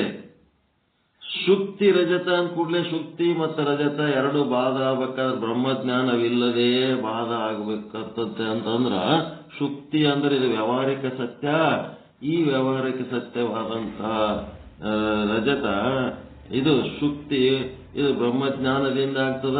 ಇಲ್ಲಿ ನೋಡಿದ್ರ ಬ್ರಹ್ಮಜ್ಞಾನವಿಲ್ಲದೆ ಅಂತಂದರಲ್ಲ, ಹ್ಯಾಂಗಿದು ಅಂತಂದಾಗ ಒಂದು ಕ್ಷಣ ಏನೋ ಲೋಪ ಆಗಿದೆ. ಇಲ್ಲಿ ಒಂದು ಕ್ಷಣ ವಿಚಾರ ಮಾಡಬೇಕು. ಅವಾಗ ಈ ಶುಕ್ತಿಯಲ್ಲಿನ ರಜತಾದಿಗಳು ಅಥವಾ ಶುಕ್ತಿಯ ರಜತ, ರಜ್ಜುವಿನ ಸರ್ಪ, ಮೋಟು ಮರದ ಕಳ್ಳ, ಮತ್ತೆ ಯಾವುದು ರಜ್ಜುವಿನಲ್ಲಿನ ಸರ್ಪ, ಅದು ಮರುಭೂಮಿಯಲ್ಲಿನ ಮೃಗಜಲ ಅಂತ ಈ ರೀತಿ ರಜತಾದಿಗಳು ಅನ್ನೋ ಶಬ್ದದಾಗ ಇಷ್ಟರ್ಥ. ಅಲ್ಲಿ ರಜ್ಜು ಮತ್ತೆ ಮೋಟು ಮರ ಮತ್ತು ಶುಕ್ತಿ ಇವು ಬಾಧ ಆಗ ವಿಷಯ ಮಾಡಿ ಹೇಳ್ತಾ ಇಲ್ಲ ಅವರು. ಈ ವಾಕ್ಯದೊಳಗೆ ಏನದ, ಶುಕ್ತಿಯ ರಜತ, ಸರ್ಪ, ರಜ್ಜುವಿನ ಸರ್ಪ, ರಜ್ಜು ಬಾಧ ಮಾಡೋದಲ್ಲ, ರಜ್ಜುವಿನ ಸರ್ಪದ ವಿಷಯ ಹೇಳೋರು. ಹೀಗಾಗಿ ಶುಕ್ತಿಯಲ್ಲಿನ ರಜತಾದಿಗಳು ಬ್ರಹ್ಮಜ್ಞಾನವಿಲ್ಲದೆ ಬಾಧವಾಗುತ್ತವೆ ಮತ್ತು ಸಂಸಾರ ದುಃಖ ಬ್ರಹ್ಮಜ್ಞಾನದ ನಂತರ ಬಾಧವಾಗುತ್ತದೆ ಎಂಬ ಭೇದವನ್ನು ಯಾವ ಕಾರಣದಿಂದ ಭದ್ರವಾಗಿ ಮಾಡುತ್ತಿರುವಿರಿ ಅಂತ ಕೇಳಿದಾಗ, ಶುಕ್ತಿಯ ರಜತಾದಿಗಳು ಬ್ರಹ್ಮಜ್ಞಾನ ಇಲ್ಲದೆಯೇ ಬಾಧವಾಗುತ್ತವೆ. ಅಧಿಷ್ಠಾನದ ಜ್ಞಾನವಾದರೆ ಸಾಕು ರಜತವು ಬಾಧವಾಗುತ್ತದೆ. ಆದರೆ ಸಂಸಾರ ದುಃಖವು ಬ್ರಹ್ಮಜ್ಞಾನದಿಂದವೇ ಬಾಧವಾಗುತ್ತದೆ. ಈ ರೀತಿಯ ಭೇದವನ್ನು ಯಾವ ಕಾರಣಕ್ಕಾಗಿ ಮಾಡುತ್ತಿರುವಿರಿ ಅಂತ ಕೇಳಿದಾಗ ಅವಾಗ ಗುರುಗಳು ಹೇಳ್ತಾರ, 149ನೇ ಚೌಪಾಯಿ, ಬ್ರಹ್ಮ ಭಿನ್ನ ಮಿಥ್ಯಾ ಸಬ್ ಬಾತ್ ಹೋ ತಿನಕೋ ಭೇದ ಹೇತು ಕಿ ರಾಖೋ. ಅಂದ್ರೆ 1ನೇ ಸಾಲು, ಬ್ರಹ್ಮನಿಂದ ಭಿನ್ನವಾದದ್ದೆಲ್ಲ ಮಿಥ್ಯವಾಗಿದೆ ಅಂತ ಹೇಳಿದ್ದೀರಿ, ಬ್ರಹ್ಮ ಸತ್ಯ ಜಗನ್ಮಿಥ್ಯ ಅಂತ ಹೇಳಿರಿ, ತಿನಕೋ ಭೇದ ಹೇತು ಕಿ ರಾಖೋ ಅಂತಂದ್ರೆ ಶುಕ್ತಿಯ ರಜತಾದಿಗಳು, ಶುಕ್ತಿ ರಜತ ಅನ್ನಬಾರ್ದು, ಶುಕ್ತಿಯ ರಜತಾದಿಗಳು ಅನ್ಬೇಕು. ಶುಕ್ತಿಯಲ್ಲಿನ ಅಥವಾ ಶುಕ್ತಿಯ ರಜತಾದಿಗಳು, ಶುಕ್ತಿಯ ರಜತಾದಿಗಳಿಗೂ ಮತ್ತು ಭವದುಃಖಾದಿಗಳಿಗೂ ಯಾವ ಕಾರಣಕ್ಕಾಗಿ ಭೇದ ಇಟ್ಟಿರುವಿರಿ? ಒಂದಕ್ಕೆ ಬ್ರಹ್ಮಜ್ಞಾನ ಬೇಕಂತೀರಿ, ಒಂದಕ್ಕೆ ಬ್ರಹ್ಮಜ್ಞಾನ ಬ್ಯಾಡ ಅಂತೀರಿ. ಈ ಭೇದ ಯಾಕೆ ಮಾಡಿರಿ? ಶುಕ್ತಿಯಲ್ಲಿನ ರಜತವು ಬ್ರಹ್ಮಜ್ಞಾನವಿಲ್ಲದೆಯೇ ಬಾಧವಾಗುತ್ತದೆ, ಸಂಸಾರ ದುಃಖವು ಬ್ರಹ್ಮಜ್ಞಾನದಿಂದಲೇ ಬಾಧವಾಗುತ್ತದೆ. ಈ ರೀತಿಯಾದ ಸಂದೇಹವು ನನ್ನಲ್ಲಿ ಉತ್ಪನ್ನವಾಗುತ್ತಿದೆ. ಪ್ರಭುದೇವ, ಈ ಸಂಶಯವನ್ನ ನಾಶ ಮಾಡಿರಿ. ಹೇ ಪ್ರಭು, ಬ್ರಹ್ಮಕ್ಕಿಂತಲೂ ಭಿನ್ನವಾಗಿರುವಂತಹ ಸರ್ವವೆಲ್ಲವೂ ಮಿಥ್ಯಾ ಅಂತ ಹೇಳಿದ್ದೀರಿ. ಆದರೆ ಆ ಮಿಥ್ಯಾ ಪದಾರ್ಥಗಳಲ್ಲಿ ಏನ್ ಮಾಡಿಬಿಟ್ಟಿರಿ? ರಜತ ಮಿಥ್ಯ ಮಾಡಿದಾಗ ಶುಕ್ತಿ ಅನ್ನೋದು ಸತ್ಯ ಬರ್ಲಕತ್ತದ. ಸರ್ಪ ಮಿಥ್ಯ ಮಾಡಿದಾಗ ಏನಾಗ್ಲಿಕ್ಕತ್ತದ? ರಜ್ಜು ಅನ್ನೋ ಸತ್ಯ ಬರ್ಲಕತ್ತದ. ಕಳ್ಳನ ಮಿಥ್ಯ ಮಾಡಿದಾಗ ಮೋಟ ಮರ ಅನ್ನೋದೊಂದು ಸತ್ಯ ಬರ್ಲಕತ್ತದ. ಮತ್ತೆ ಮೃಗಜಲ ಮಿಥ್ಯ ಮಾಡಿದಾಗ ಮರುಭೂಮಿ ಅನ್ನೋದೊಂದು ಸತ್ಯ ವಸ್ತು ಗೋಚರಿಸ್ಲಿಕ್ಕತ್ತದ. ಬ್ರಹ್ಮ ಒಂದೇ ಸತ್ಯ ಅಂತೀರಿ. ಮತ್ತೆ ಇವೆಲ್ಲ ಅದಾವಲ್ಲ, ಇವು ಸತ್ಯ. ಇದು ಹಾವಲ್ಲಪ್ಪ, ಹಗ್ಗ ಅದ, ಖರೇನೆ ಇದು ಹಗ್ಗ ಅದ, ಹಾವಲ್ಲ ಅಂತ ಅಂದ್ರ ಇದು ಹಗ್ಗ ಅನ್ನೋದೊಂದು ಸತ್ಯ ಇಲ್ಲಿ ಬರ್ಲಕತ್ತದಲ್ಲ, ಇದು ಏನಿದು? ಎಲ್ಲ ಒಟ್ಟು ಮಿಥ್ಯ ಅಂತ ಹೇಳಿದ್ಮೇಲೆ ಇಲ್ಲಿ ಒಂದಿಷ್ಟು ನಡಬರ್ಕ ಸತ್ಯದಂತೆ ಮಿಂಚಲಕತ್ತವಲ್ಲ, ಇವೇನು ಅಂತ ಕೇಳಕತ್ತಾರ. ಅದಕ್ಕೆ ಶುಕ್ತಿಯಲ್ಲಿನ ರಜತ, ರಜ್ಜುವಿನಲ್ಲಿಯ ಸರ್ಪ, ಮರುಭೂಮಿಯಲ್ಲಿನ ಮೃಗಜಲ ಮೊದಲಾದವುಗಳು ಇವು ಬ್ರಹ್ಮಜ್ಞಾನವಿಲ್ಲದೆ ಬಾಧವಾಗುತ್ತವೆ. ಆದರೆ ಸಂಸಾರ ದುಃಖ ಬ್ರಹ್ಮಜ್ಞಾನ ನಂತರ ಬಾಧವಾಗುತ್ತದೆ. ಈ ಭೇದವನ್ನು ಯಾವ ಕಾರಣದಿಂದ ಈ ಭೇದ ಭಾವ ಮಾಡ್ತಾ ಇದ್ದೀರಿ? ಪ್ರಶ್ನೆಯ ಗೂಢಾರ್ಥ, ಬ್ರಹ್ಮಕ್ಕಿಂತ ಭಿನ್ನವಾದ ಸರ್ವವೂ ಮಿಥ್ಯವಾಗಿರುವಾಗ ಇವಕ್ಯಾಕೆ ಸತ್ಯ ಮಾಡಿಟ್ಟಿರಿ? ರಜ್ಜು, ಮರುಭೂಮಿ ಮತ್ತೆ ಶುಕ್ತಿ ಮತ್ತೆ ಮೋಟು ಮರ ಇವಕ್ಕೆ ಸತ್ಯ ಮಾಡಿಟ್ಟಿರಲ್ಲ. ಅದಕ್ಕೆ ಬ್ರಹ್ಮಕ್ಕಿಂತ ಭಿನ್ನವಾದ ಸರ್ವವೂ ಮಿಥ್ಯವಾಗಿರುವಾಗ ಎಲ್ಲ ಪದಾರ್ಥಗಳು ಬ್ರಹ್ಮಜ್ಞಾನದಿಂದಲೇ ನಿವೃತ್ತಿಯಾಗಬೇಕಿತ್ತು. ಆದರೆ ಇಲ್ಲಿ ಕೆಲವೊಂದು ಬ್ರಹ್ಮಜ್ಞಾನ ಇಲ್ಲದೇವೇ ನಿವೃತ್ತಿ ಆಗ್ತದ, ಕೆಲವೊಂದು ಬ್ರಹ್ಮಜ್ಞಾನದಿಂದ ನಿವೃತ್ತಿ ಆಗ್ತದೆ. ಇದು ಭೇದ ಯಾಕೆ ಅಂತ ಕೇಳಿದಾಗ ಅವಾಗ ಎರಡನೇ ಸೂತ್ರ ಕೊಡ್ತಾರೆ. ಮೊದಲೊಂದು ಸೂತ್ರ ಕೊಟ್ಟಿದ್ರು, ಸಮಾನ ಸತ್ತೆಯಲ್ಲಿ ಸಾಧಕ ಬಾಧಕಗಳು ಉಂಟಾಗುತ್ತವೆ ಅಂತ. ಆ ಸೂತ್ರ ಇಲ್ಲಿ ಕೆಲಸಕ್ಕೆ ಬರಲ್ಲ. ಯಾಕಂತಂದ್ರೆ ಇಲ್ಲಿ ಸರ್ಪ ರಜ್ಜು ಏನದವ? ಸರ್ಪ ಪ್ರಾತಿಭಾಷಿಕ ಸತ್ಯ, ರಜ್ಜು ವ್ಯಾವಹಾರಿಕ ಸತ್ಯ. ಅಲ್ಲಿ ಬಾಧಕ ಆಗಬೇಕು ಅಂತಂದ್ರೆ ಏನಾಗ್ತದೆ? ಬ್ರಹ್ಮಜ್ಞಾನ ಎಂಬುವ ಪರಮಾರ್ಥ ಸತ್ಯದಿಂದ ವ್ಯಾವಹಾರಿಕ ಸತ್ಯವಾದ ರಜ್ಜು ಬಾಧವಾಗ್ತದೆ. ಮತ್ತೆ ರಜ್ಜು ಎಂಬುವ ಅಧಿಷ್ಠಾನ ವಸ್ತುವಿನ ಜ್ಞಾನದಿಂದ ಸರ್ಪವೆಂಬುವ ಪ್ರಾತಿಭಾಷಿಕ ಸತ್ಯ ಏನಾಗ್ಲಕತ್ತದ? ಬಾಧ ಆಗ್ಲಕತ್ತದ. ಈ ರೀತಿ ಇದ್ದಾಗ ಇಲ್ಲಿ ಸಮಾನ ಸತ್ಯ ಅನ್ನೋದು ಎಲ್ಲಿ ಕೆಲಸ ಮಾಡ್ಲಿಕ್ಕತ್ತದ? ಸಮಾನ ಸತ್ಯ ಎಲ್ಲದ? ಇಲ್ಲಲ್ಲ ಇಲ್ಲಿ. ಒಂದಕ್ಕೊಂದು ಸಂಬಂಧ ಅದಾವೇನೀಗ? ಹಗ್ಗ, ಹಾವ, ಬ್ರಹ್ಮ, ಹೌದಲ್ರಿ?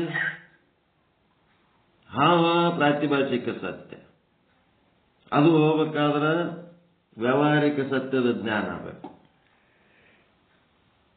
ಮತ್ತು ವ್ಯಾವಹಾರಿಕ ಸತ್ಯ ಹಗ್ಗ, ಅದು ನಿವೃತ್ತಿ ಆಗಬೇಕಾದ್ರೆ ಎದರದು ಬೇಕು? ಪರಮಾರ್ಥಿಕ ಸತ್ಯದ ಜ್ಞಾನ ಆಗಬೇಕು. ಹೀಗಾಗಿ ಒಂದಕ್ಕೊಂದು ಅವು ಸಂಬಂಧ ಇಲ್ಲ. ಅಲ್ಲಿ ಸಮಾನ ಸತ್ಯ ಇಲ್ಲ. ಅವು ಬಾಧಕ ಆಗಬೇಕಾದ್ರೆ ಇದು ಹೆಂಗ ಅಂತ ಕೇಳಿ, ಇದೇ ನಾಗರತ್ನಮ್ಮವರಿಗೆ ಬಂದ ಪ್ರಶ್ನೆ. ಆ ಪ್ರಶ್ನೆಗೆ ಅವ್ರ ಉತ್ತರ ಎರಡನೇ ಸೂತ್ರ ಕೊಡ್ತಾರೆ.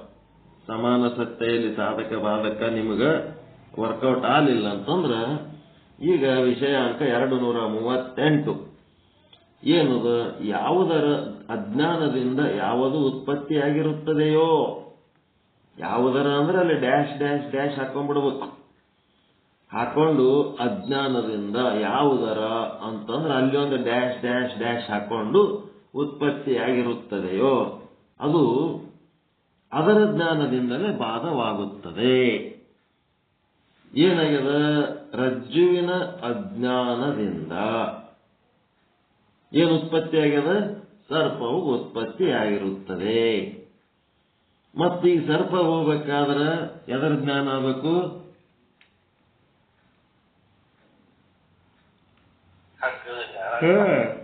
ರಜ್ಜುವಿನ ಜ್ಞಾನದಿಂದವೇ ಬಾಧವಾಗುತ್ತದೆ.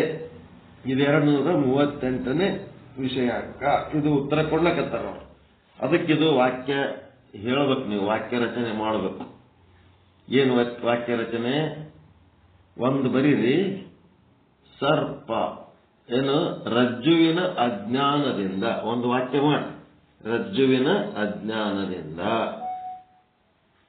ಸರ್ಪದ ಉತ್ಪತ್ತಿಯಾಗಿರುತ್ತದೆ. ಬರ್ಕೋರಿ.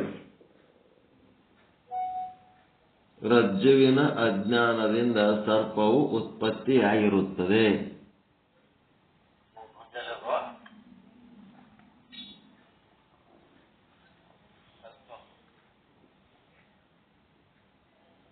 ರಜ್ಜುವಿನ ಅಜ್ಞಾನದಿಂದ ಸರ್ಪವು ಉತ್ಪತ್ತಿಯಾಗಿರುತ್ತದೆ ಮತ್ತು ರಜ್ಜುವಿನ ಜ್ಞಾನದಿಂದವೇ ಸರ್ಪವು ಬಾಧವಾಗುತ್ತದೆ.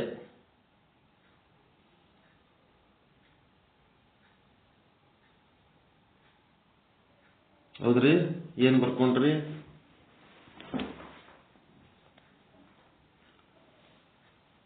ರಜ್ಜುವಿನ ಅಜ್ಞಾನದಿಂದ ಸರ್ಪವು ಉತ್ಪತ್ತಿಯಾಗಿರುತ್ತದೆ ಮತ್ತು ರಜ್ಜುವಿನ ಜ್ಞಾನದಿಂದವೇ ಸರ್ಪವು ಬಾಧವಾಗುತ್ತದೆ.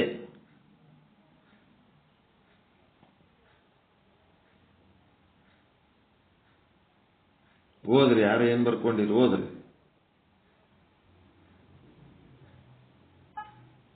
ರಜ್ಜುವಿನ ಅಜ್ಞಾನದಿಂದ ಸರ್ಪವು ಉತ್ಪತ್ತಿಯಾಗುತ್ತದೆ.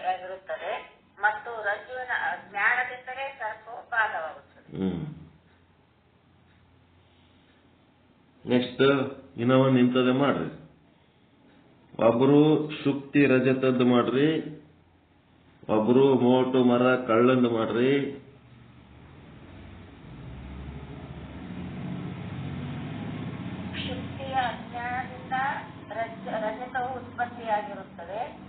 ಮತ್ತೊಬ್ರು ಹೇಳ್ರಿ. ಎಲ್ಲ ಓಸು ನೀವೇ ಮಾಡ್ಲಕ್, ಉಳಿದವ್ರಿಗೆ ಏನು ಬಾಯಾಗ ಏನ್ ಇಟ್ಕೊಂಡ್ರ?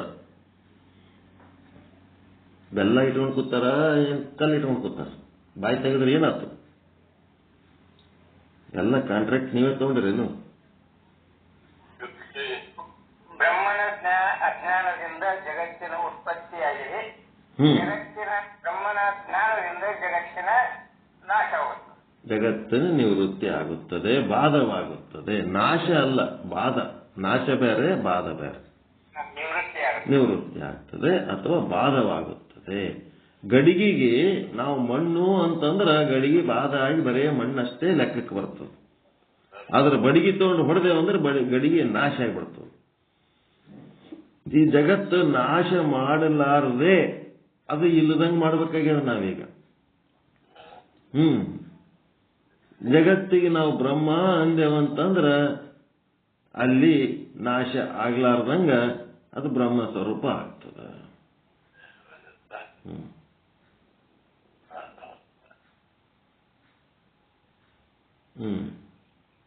ನೆಕ್ಸ್ಟ್, ಯುಕ್ತಿಯ ಜ್ಞಾನದಿಂದ ರಜತ ಉತ್ಪತ್ತಿಯಾಗುತ್ತದೆ.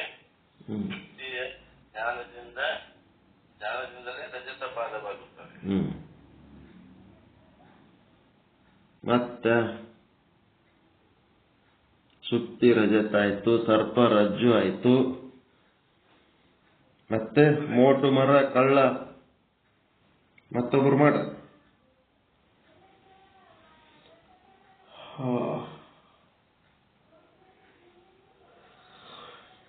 ಇನ್ನೊಬ್ರು ಯಾರು ಮಾಡ್ರಿ? ಮೋಟು ಮರದ ಅಜ್ಞಾನದಿಂದ ಕಳ್ಳನ ಜ್ಞಾನವಾಗಿದೆ.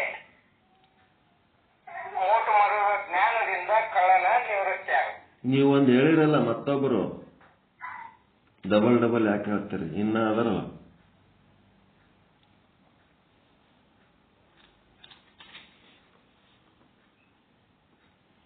ಹೇಳ್ರಿ. ಬೇರೆಯವರು ಸುಮ್ಮನೆ ಯಾಕೆ ಕೂತೀರಿ? ಹೇಳ್ರಿ.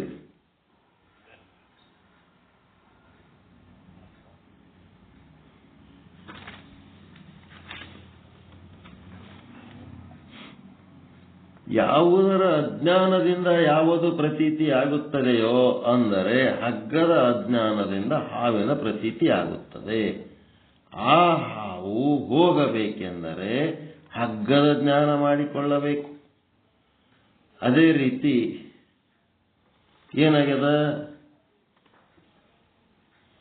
ಜ್ಞಾನದ ಅಜ್ಞಾನದಿಂದ ಅಜ್ಞಾನ ಏನಾಗ್ಯದ? ಉತ್ಪತ್ತಿಯಾಗಿರ್ತದೆ. ಜ್ಞಾನದ ಅಜ್ಞಾನ, ಜ್ಞಾನ ಗೊತ್ತಿಲ್ಲದಕ್ಕೆ ಅಜ್ಞಾನ ಕೂತದ. ಯಾವಾಗ ನೀವು ಜ್ಞಾನ ತಿಳ್ಕೊತೀರಿ ಅವಾಗ ಏನಾಯ್ತು? ಅಜ್ಞಾನ ತಾನೇ ನಾಶ ಆಗ್ತದ. ಅದಕ್ಕೆ ಜ್ಞಾನದ ಬಲದಿಂದ ಅಜ್ಞಾನದ ಕೇಡು ನೋಡಯ್ಯ. ಮತ್ತೆ ಜ್ಯೋತಿಯ ಬಲದಿಂದ ತಮಂದದ ಕೇಡು ನೋಡಯ್ಯ. ಜ್ಯೋತಿಯ ಅಭಾವದಿಂದ ಏನಾಗ್ಯದ? ತಮಂದ, ಕತ್ತಲು ಉತ್ಪತ್ತಿಯಾಗ್ಯದ. ಮತ್ತ ಜ್ಯೋತಿ ಭಾವ ಆಯ್ತು ಅಂದ್ರೆ, ಬಂತು ಅಂತಂದ್ರೆ ಕತ್ತಲು ಹೋಗಿಬಿಡ್ತದ. ಅದರಂಗ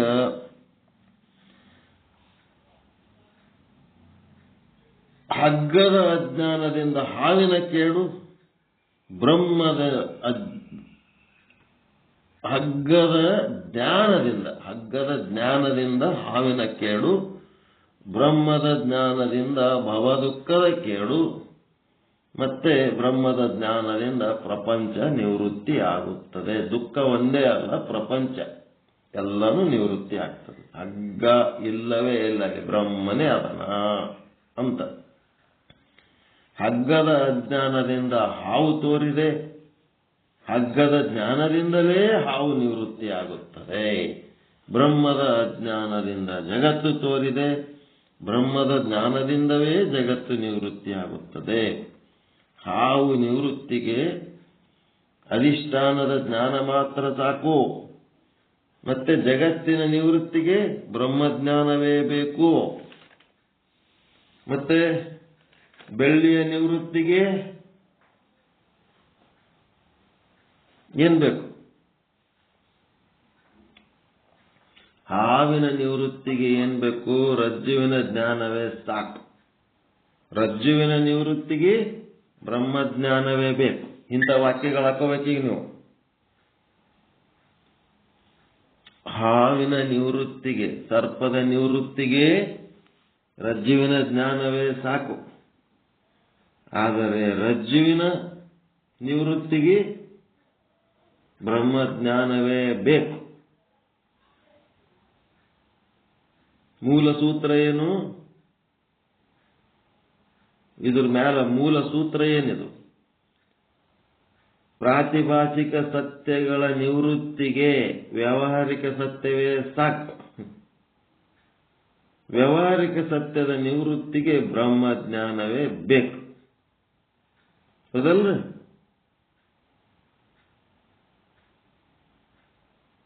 ಹೆಂಗ?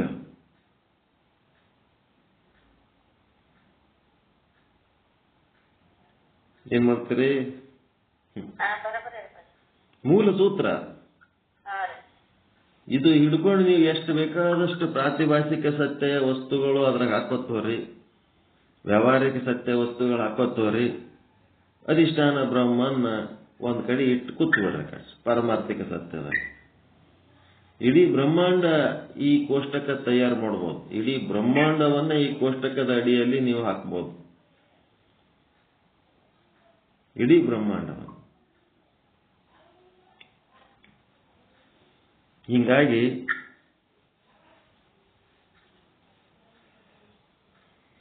ಸ್ವಚ್ಛ ತಿಳಿತಾ ಇದು ಸೂತ್ರ ಬಂತಲ್ಲ?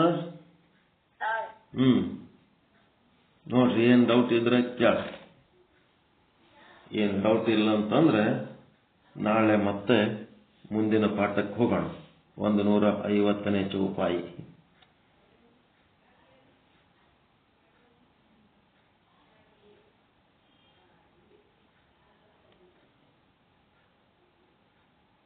ಪ್ರಾತಿಭಾಸಿಕ ಸತ್ಯ ನಿವೃತ್ತಿಗೆ ವ್ಯವಹಾರಿಕ ಸತ್ಯ ಸಾಕು. ಆದರೆ ವ್ಯವಹಾರಿಕ ಸತ್ಯ ನಿವೃತ್ತಿಗೆ ಪಾರಮಾರ್ಥಿಕ ಸತ್ಯವೇ ಬೇಕು. ಈ ಸೂತ್ರ ಗಟ್ಟಿಯಾಗಿ ಹಿಡ್ಕೊಂಡ್ಬಿಟ್ರಿ ಅಂತಂದ್ರ ನಿಮಗ ಅಲ್ಲಿಂದ ಇಲ್ಲಿ ತನಕ ನೀವು ತಿಳ್ಕೊಂಡ ಪಾಠ ಸಾರ್ಥಕ ಆಗಿಬಿಡ್ತದೆ. ಹೆಂಗ?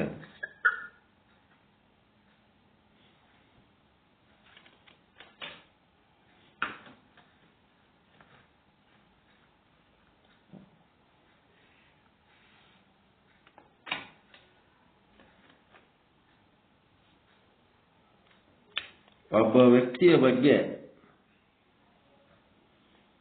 ವ್ಯಕ್ತಿಯ ಬಗ್ಗೆ ನಿಮ್ಮವೇ ಕೆಲವೊಂದು ಅಭಿಪ್ರಾಯಗಳಿರ್ತಾವ. ಆ ವ್ಯಕ್ತಿ ಸಿಟ್ಟಿನವದನ, ಹೊಟ್ಟೆ ಕಿಚ್ಚಿನವದನ, ಕಾಮುಕ ಅದನ, ಮತ್ತೆ ದುರಹಂಕಾರಿ ಅದನ, ಸಂಶಯಾತ್ಮ ಅದನ. ಇದೇನದ? ಅದನ್ನ ಏನೋ ಅದನ್ನತ್ ನಿಮಗೊಂದು ಸಾರಿ ಏನೋ ಆಗ್ಯದ ಹಂಗ ಅನಿಸ್ತಿರ್ತದಷ್ಟೇ. ಅವ ಅದನಂತ. ಅವನು ಏನದನಂತ ತಿಳ್ಕೋಬೇಕಾದ್ರ ಆ ವ್ಯಕ್ತಿಯ ಒಂದು ಪರಿಚಯ ಚೆನ್ನಾಗಿಲ್ಲದಕ್ಕೆ ನಾವು ಏನೇನೋ ತಿಳ್ಕೊಂಡ್ಬಿಟ್ಟಿವಿ. ಒಬ್ಬ ವ್ಯಕ್ತಿ ಬಗ್ಗೆ ನಮ್ಮವೇ ಕೆಲವೊಂದು ಅಭಿಪ್ರಾಯಗಳು, ಅನುಭವಗಳು ಹೊಂದ್ಕೊಂಡ್ಬಿಟ್ಟಿವಿ. ವಸ್ತು ಇರ್ಬೋದು, ವ್ಯಕ್ತಿ ಇರ್ಬೋದು, ಪ್ರಾಣಿ ಇರ್ಬೋದು, ಜೀವಿ ಇರ್ಬೋದು, ನಿಮ್ಮವೇ ಕೆಲವೊಂದು ಅಭಿಪ್ರಾಯಗಳು. ಅವೆಲ್ಲ ಏನದ? ಪ್ರಾತಿಭಾಷಿಕ. ನಿಮಗೆ ಚಲೋ ಇದ್ದ ವ್ಯಕ್ತಿ ಎಲ್ಲರಿಗೂ ಚಲೋ ಇರ್ಬೇಕಂತ ಏನಿಲ್ಲ. ನಿಮಗೆ ಕೆಟ್ಟ ಮಾಡಿದ ವ್ಯಕ್ತಿ ಎಲ್ಲರಿಗೂ ಕೆಟ್ಟ ಇರ್ಬೇಕಂತ ಏನಿಲ್ಲ. ಹೌದಲ್ರಿ? ಹೀಗಾಗಿ ನಿಮ್ಮ ಪ್ರಾತಿಭಾಷಿಕ ಸತ್ಯ ಒಳಗ ಏನೇನು ತುಂಬಿಕೊಂಡಿರಿ, ಆ ವಸ್ತುವಿನ ಅಧಿಷ್ಠಾನದ ಜ್ಞಾನ ಮಾಡ್ಕೊಂಡ್ರಿ ಅಂತಂದ್ರ ಅವಾಗ ಏನಾಗ್ತದ? ಅಯ್ಯೋ, ಅವ ಇಷ್ಟು ಒಳ್ಳೆ ಮನುಷ್ಯ, ಅವನ ಬಗ್ಗೆ ಹಿಂಗೆ ಕೆಟ್ಟ ತಿಳ್ಕೊಂಡಿದ್ದೆ, ಅವ ಇಷ್ಟು ಕೆಟ್ಟವದನ, ಅವನ ಬಗ್ಗೆ ಬಹಳ ಚಲೋ ಅಂತ ತಿಳ್ಕೊಂಡಿದ್ದೆ ಅಂತೇಳಿ ಆ ಅಧಿಷ್ಠಾನ ವಸ್ತುವಿನ ಜ್ಞಾನ ಆದಾಗ ನಿಮ್ಮ ಪ್ರಾತಿಭಾಷಿಕ ಸತ್ಯ ಎಲ್ಲ ಅಭಿಪ್ರಾಯಗಳು ಬಿದ್ದು ಹೋಗ್ಬಿಡ್ತಾವ. ಅನುಭವ ಆಗ್ಯದ ಇಲ್ಲ ಇದು? ಇಲ್ಲಿ ಅವನ ಬಗ್ಗೆ ನಾವು ತಿಳ್ಕೊಂಡದ್ದು ಪ್ರಾತಿಭಾಸಿಕ ಸತ್ತ ಇದ್ರೆ ಅದಕ್ಕೆ ಅಧಿಷ್ಠಾನ ಅವನಾತ್ಮನ ಅಥವಾ ಅವನ ಒಳ್ಳೆ ಗುಣ, ಅವನ ವ್ಯಕ್ತಿತ್ವ, ನಿಜವಾದ ವ್ಯಕ್ತಿತ್ವ. ನಿಜವಾದ ವ್ಯಕ್ತಿತ್ವ. ವ್ಯಕ್ತಿತ್ವ ಏನದ ವ್ಯಾವಹಾರಿಕ ಸತ್ಯ. ಅವನದು ನಿಜವಾದ ವ್ಯಕ್ತಿತ್ವ ಏನದ ವ್ಯಾವಹಾರಿಕ ಸತ್ಯ. ಅವನ ಬಗ್ಗೆ ನಾವು ಅನ್ಕೊಂಡ ಅಭಿಪ್ರಾಯಗಳು ಏನದವ ಅವು ಪ್ರಾತಿಭಾಷಿಕ ಸತ್ಯ. ಆ ಅಭಿಪ್ರಾಯಗಳು ಆ ಒಂದು ವ್ಯಾವಹಾರಿಕ ಸತ್ಯ, ಆ ವ್ಯಕ್ತಿಯ ನಿಜವಾದ ವ್ಯಕ್ತಿತ್ವವನ್ನು ತಿಳ್ಕೊಂಡಾಗ ಈ ವ್ಯಾವಹಾರಿಕ ಸತ್ಯ ಪ್ರಾತಿಭಾಷಿಕ ಸತ್ಯಗಳೆಲ್ಲ ಬಿದ್ದು ಹೋಗ್ಬಿಡ್ತಾವ, ವ್ಯಾವಹಾರಿಕ ಸತ್ಯ ಉಳಿತವ. ಆದ್ರೆ ಅಲ್ಲಿ ಒಬ್ಬ ವ್ಯಕ್ತಿ ಉಳಿತಾನಲ್ಲ, ಆ ವ್ಯಕ್ತಿ ಬಾಧ ಆಗ್ಬೇಕು ಅಂದ್ರೆ ಅವ್ಯಕ್ತ ಪರಮಾರ್ಥ ಸತ್ಯ ಅದಲ್ಲ ಬ್ರಹ್ಮ. ಅವ್ಯಕ್ತ ಅಂತಾರ ಅವನಿಗೆ, ಪರಮಾತ್ಮಗೆ, ಬ್ರಹ್ಮಗೆ. ಅವ ವ್ಯಕ್ತ ಆಗ್ಲಾರ್ದೆ ಎಲ್ಲದಕ್ಕೂ ಸಪೋರ್ಟ್ ಕೊಟ್ಟಾನ. ತನ್ನ ಸತ್ತಾ ಸ್ಫೂರ್ತಿಯನ್ನು ಕೊಟ್ಟಾನ. ಒಳ್ಳೆಯವರು ಇರ್ಬೋದು, ಕೆಟ್ಟವರು ಇರ್ಬೋದು, ಕಾಳ್ರು ಇರ್ಬೋದು, ಸೂಳ್ರು ಇರ್ಬೋದು, ಏನೇ ಇರ್ಬೋದು, ಎಲ್ಲರಿಗೂ ಅವ ತನ್ನ ಸತ್ತಾ ಸ್ಫೂರ್ತಿಯನ್ನು ಕೊಟ್ಟಾನ. ನಂದೇನು ಬಂದೆ ತನ್ನ ಸತ್ತಾ ಸ್ಫೂರ್ತಿಯನ್ನ ಅವನು ಕೊಟ್ಟಾನ. ಬಂಗಾರ ಅವ್ಯಕ್ತದ ಆಭರಣದಾಗ. ಹೆಂಗದ ಬಂಗಾರ ವ್ಯಕ್ತ ಆಗ್ತದೆ, ಆಭರಣದಾಗ ಆಭರಣ ವ್ಯಕ್ತದ, ಬಂಗಾರ ಹೆಂಗದ ಅಲ್ಲಿ ಅವ್ಯಕ್ತ. ಈಗ ಆ ಬಂಗಾರ ನೋಡಿದ್ರಿ ಅಂದ್ರೆ ಆಭರಣ ಹೆಂಗ ಬಿದ್ದು ಹೋಗ್ತದೋ, ಆ ವ್ಯಕ್ತಿ ಒಳಗಿನ ಬ್ರಹ್ಮನನ್ನ ನೀವು ನೋಡಿಬಿಟ್ರಿ ಅಂದ ಅವ್ಯಕ್ತನನ್ನ ನೋಡಿದ್ರಿ ಅಂದ್ರೆ ಆ ವ್ಯಕ್ತಿತ್ವ ಬಿದ್ದು ಹೋಗ್ಬಿಡ್ತು. ವ್ಯಕ್ತಿತ್ವ ವಿಕಸನ, ವ್ಯಕ್ತಿತ್ವ ವಿಕಸನ ಅಂತಾರ. ಆ ವ್ಯಕ್ತಿತ್ವ ವಿಕಸನ ಏನದದು? ವ್ಯಾವಹಾರಿಕ ಸತ್ಯ. ಆ ವ್ಯಕ್ತಿತ್ವ ವಿಕಸನವನ್ನ, ವ್ಯಾವಹಾರಿಕ ಸತ್ಯವನ್ನ ನಾವು ಕಳ್ಕೋಬೇಕು. ಕಳ್ಕೊಂಡು ಏನಾಗಬೇಕಾಗ್ಯದ? ಪಾರಮಾರ್ಥಿಕ ಸತ್ಯ. ಬ್ರಹ್ಮನೇ ಅವ ದೊಡ್ಡ ತಹಸೀಲ್ದಾರ್ ಆಗಿರ್ಬೋದು, ತಾಲೂಕುದಾರ್ ಆಗಿರ್ಬೋದು, DC ಆಗಿರ್ಬೋದು, ಪ್ರಧಾನಮಂತ್ರಿ ಆಗಿರ್ಬೋದು, ಮುಖ್ಯಮಂತ್ರಿ ಆಗಿರ್ಬೋದು, ದೊಡ್ಡ ದೊಡ್ಡ ವಿದ್ಯೆ, ಹುದ್ದೆ, ದೊಡ್ಡ ದೊಡ್ಡ ಸ್ಥಾನಮಾನಗಳು ಏನೆಲ್ಲ ಗಳಿಸಿದ್ರು ಸಹಿತ ಅವನಿಗೆ ಬ್ರಹ್ಮ ಅಂದೊತ್ನಾಗ ಮುಖ್ಯಮಂತ್ರಿ ಉಳಿತಾನೇನ್ರಿ ಅಲ್ಲಿ? ವ್ಯಕ್ತಿತ್ವ ವಿಕಸನ ಬೇಕಾದಷ್ಟು ಮಾಡ್ಕೊಂಡು ನಾನು ಖರೆ, ಅದು ವ್ಯಾವಹಾರಿಕ ಸತ್ಯ. ಅದು ವ್ಯಕ್ತಿತ್ವ ವಿಕಸನ. ಪಾರಮಾರ್ಥಿಕವಾಗಿ ಅವನು ಬ್ರಹ್ಮನೇ ಅದನ. ದೊಡ್ಡ ಗುಂಡ ಅದನ, ಬ್ರಹ್ಮನೇ ಅದನ. ವೀರಪ್ಪನ ಅವ ಬ್ರಹ್ಮನೇ ಅದನ. ಅವನ ವ್ಯಕ್ತಿತ್ವ ಕಾಡುಗಾಳ, ಆದ್ರೆ ಅವ ಬ್ರಹ್ಮನೇ ಅದನ. ಅವನಿಗೆ ಬ್ರಹ್ಮನಾಗಿ ನಾವು ನೋಡಿದಾಗ ಅಲ್ಲಿ ಕಾಡುಗಳ ಉಳಿತಾನೇನಲ್ಲಿ? ಹಿಂಗ ನಾವೇನ್ ಮಾಡಬೇಕು? ಅಲ್ಲಿ ಬ್ರಹ್ಮ ದರ್ಶನ ಮಾಡ್ಕೋಬೇಕು. ಆ ಬ್ರಹ್ಮ ದರ್ಶನ ಮಾಡ್ಕೋಬೇಕಾದ್ರೆ ಬ್ರಹ್ಮ ಯಾರ ಕಣ್ಣಿಗೆ ಕಾಣಿಸ್ತಾನ? ಬ್ರಹ್ಮನ ಕಣ್ಣಿಗೆ ಕಾಣಿಸ್ತಾನ. ನಾವು ಬ್ರಹ್ಮರಾದಾಗ ಅವ ಬ್ರಹ್ಮ ಆಗಿ ಕಾಣ್ತಾನ. To see the god you have to become the god. ಬ್ರಹ್ಮನ ಕಾಣಬೇಕಾದ್ರೆ ನೀವು ಬ್ರಹ್ಮನೇ ಆಗ್ಬೇಕು. ಅಂಗುಲಿಮಾಲ ಬುದ್ಧ ಎದುರು ಬಿದ್ರು ನಿಂತರು. ಎದುರು ಬಿದ್ರು ನಿಂತೊತ್ನಾಗ ಬುದ್ಧ ಅಂಗುಲಿಮಾಲನನ್ನ ನೋಡ್ಲಿಲ್ಲ. ಅವನು ಎಲ್ಲರೂ ಅಂಗುಲಿಮಾಲನನ್ನ ನೋಡಿದ್ರು, ಅಂಗುಲಿಮಾಲ ಎಲ್ಲರಿಗೂ ಕೊಂದಾಕಿಬಿಟ್ಟ. ಬುದ್ಧ ಯಾರಿಗೆ ನೋಡ್ದ? ಅಂಗುಲಿಮಾಲನೊಳಗಿನ ಬುದ್ಧನನ್ನೇ ನೋಡ್ದ. ಬುದ್ಧನಾಗಿ ಬುದ್ಧನ ದರ್ಶನ ಮಾಡಿಕೊಂಡ. ಆವಾಗ ಅಂಗುಲಿಮಾಲ ಬಿದ್ದೋದ್ನ ಇಲ್ಲ. ಅವನೊಬ್ಬ ಕೊಲೆಗಡುಕ ಅಂತೇಳಿ ಅಭಿಪ್ರಾಯ ಇತ್ತು ಅಂಗುಲಿಮಾಲನ ಬಗ್ಗೆ. ಅವನ ಅಭಿಪ್ರಾಯಗಳು ಏನಿದ್ದು ಇವೆಲ್ಲ ಪ್ರಾತಿಭಾಷಿಕವಾದದ್ದು. ಈ ಪ್ರಾತಿಭಾಷಿಕ ಅಭಿಪ್ರಾಯಗಳು ಬಿದ್ದು ಹೋಗ್ಬೇಕಾದ್ರೆ ಮೊದಲು ಅಂಗುಲಿಮಾಲನ ಬಳಿ ಹೋಗ್ಬೇಕಾಗ್ತು. ಹೋದ್ಮೇಲೆ ಆ ಅಂಗುಲಿಮಾಲನಿಗೆ ಏನಾಗ್ಲಕ್ಕತ್ತು? ನೀನು ನನ್ನ ಸಮೀಪ ಬರಬೇಡ, ಇಷ್ಟು ಜನ ಬರ್ತಾ ಇದ್ರು ನನಗೇನು ಅನಿಸಿಲ್ಲ, ನೀನು ಸನೇ ಒಂದೊಂದು ಹೆಜ್ಜೆ ನನ್ನ ಕಡೆ ಇಟ್ಟಂಗೆಲ್ಲ ನನಗೇನಾಗ್ಲಕ್ಕತ್ತದ? ಭಯ ಆಗ್ಲಕ್ಕತ್ತದ, ಆತಂಕ ಉಂಟಾಗ್ಲಕ್ಕತ್ತದ. ಬೇಡ, ಏನೋ ಒಂದು ಅಶಕ್ತತೆ ಬರ್ಲಕ್ಕತ್ತದ. ಬುದ್ಧ ಬರಬೇಡ ಅಂತ ಹೇಳ್ತಾನ. ಇವನು ನಿಲ್ಲು ನಿಲ್ಲು ಅಂತವ, ನಾನು ಯಾವಾಗೋ ನಿಂತೀನಿ, ನಿನಗೆ ನಿಲ್ಲಿಸ್ಲಕ್ಕೆ ಬರ್ಲಕತ್ತೀನಿ ಅಂತ ಇವ ಅಂತಾನ. ನೀನು ನಿಲ್ಲು, ಇವ ನಡಿಲಕತ್ತಾನ, ಅವ ಕುಂತಾನ, ಅವನಿಗೆ ನಿಲ್ಲ ಅಂತಾನ. ಎಲ್ಲ ಡೈಲಾಗ್ಸ್ ಹಿಂಗದಾವ. ಹಿಂಗಾಗಿ ಅಲ್ಲಿ ಏನಾಯ್ತು, ಆ ಬುದ್ಧನ ಮನಸ್ಸಿನೊಳಗ ಏನಾಗಿತ್ತು, ಅಂಗುಲಿಮಾಲ ಒಬ್ಬ ಕೊಲೆಗಡಕ ಅನ್ನುವಂತ ಪ್ರಾತಿಭಾಷಿಕ ಸತ್ಯ ನಾಶ ಆಗಿ ಹೋಗಿತ್ತು. ಯಾಕಂದ್ರೆ ಬುದ್ಧ ಅವ ಶುದ್ಧ ಬ್ರಹ್ಮ, ಅವನ ಮನಸ್ಸಿನೊಳಗೆ ಅವ ಕೊಲೆಗಡಕ ಅನ್ನೋದು ಇವನ್ ತಲೆಗೆ ಅದು ಇಟ್ಕೊಳ್ಳೇ ಇಲ್ಲ. ಅವನು ಸೀದವಾದ ಅವನ ಸಮೀಪ.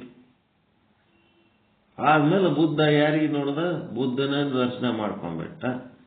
ಬುದ್ಧನಿಗೆ ಬುದ್ಧ ದರ್ಶನ ಆದ್ಮೇಲೆ ಅಂಗುಲಿಮಾಲ ಬಿದ್ದು ಹೋಗ್ಬಿಟ್ಟ. ಅವ ಕೊಲೆಗಡುಕ ಅನ್ನೋದು ಹೋಯ್ತು, ಅಂಗುಲಿಮಾಲ ಅನ್ನೋದು ಬಿದ್ದೋಗಿ ಬರೇ ಬುದ್ಧನಾಗಿ ಉಳಿದ, ಶುದ್ಧ ಬುದ್ಧ. ಅವನೇ ಮುಂದ ಪೀಠಾಧಿಪತಿ ಆಗ್ತಾನೆ ಬುದ್ಧನ ಪೀಠಕ್ಕೆ.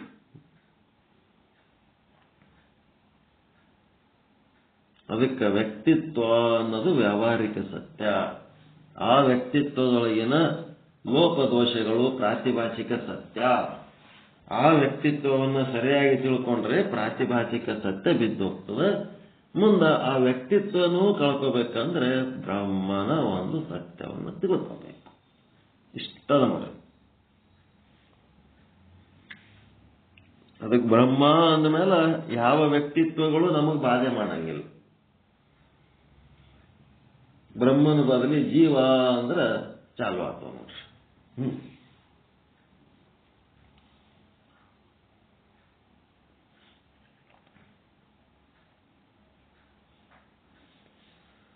ಜೀವ ಅಂತಂದ್ರೆ ವ್ಯವಹಾರಗಳು ಚಾಲು ಆಗ್ತಾವ. ಬ್ರಹ್ಮ ಅಂದ್ರೆ ಎಲ್ಲ ವ್ಯವಹಾರಗಳು ನಿಂತು ಬಿಡ್ತಾವ. ವ್ಯವಹಾರಗಳು ಚಾಲು ಆಗಿ ಏನಾಗ್ತಾವ, ಮುಂದೆ ನಿಮ್ಮ ಅಭಿಪ್ರಾಯಗಳು ಚಾಲು ಆಗ್ತಾವ. ಜೀವರಾದ್ರಿ ಅಂದ್ರೆ ಅದಕ್ಕೆ ಶಿವದಾಸ ಅಂತಾರ.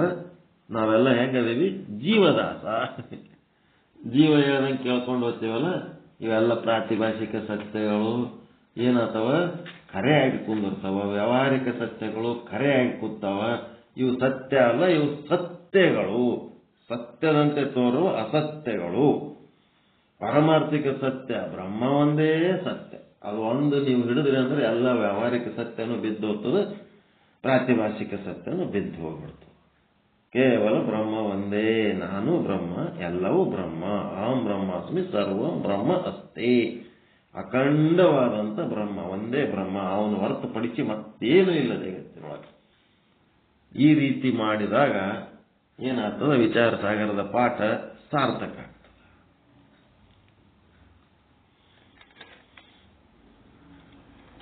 ಇದರ ಮುಂದಿನ ಭಾಗ ನಾಳೆ ವಿಚಾರ ಮಾಡೋಣ.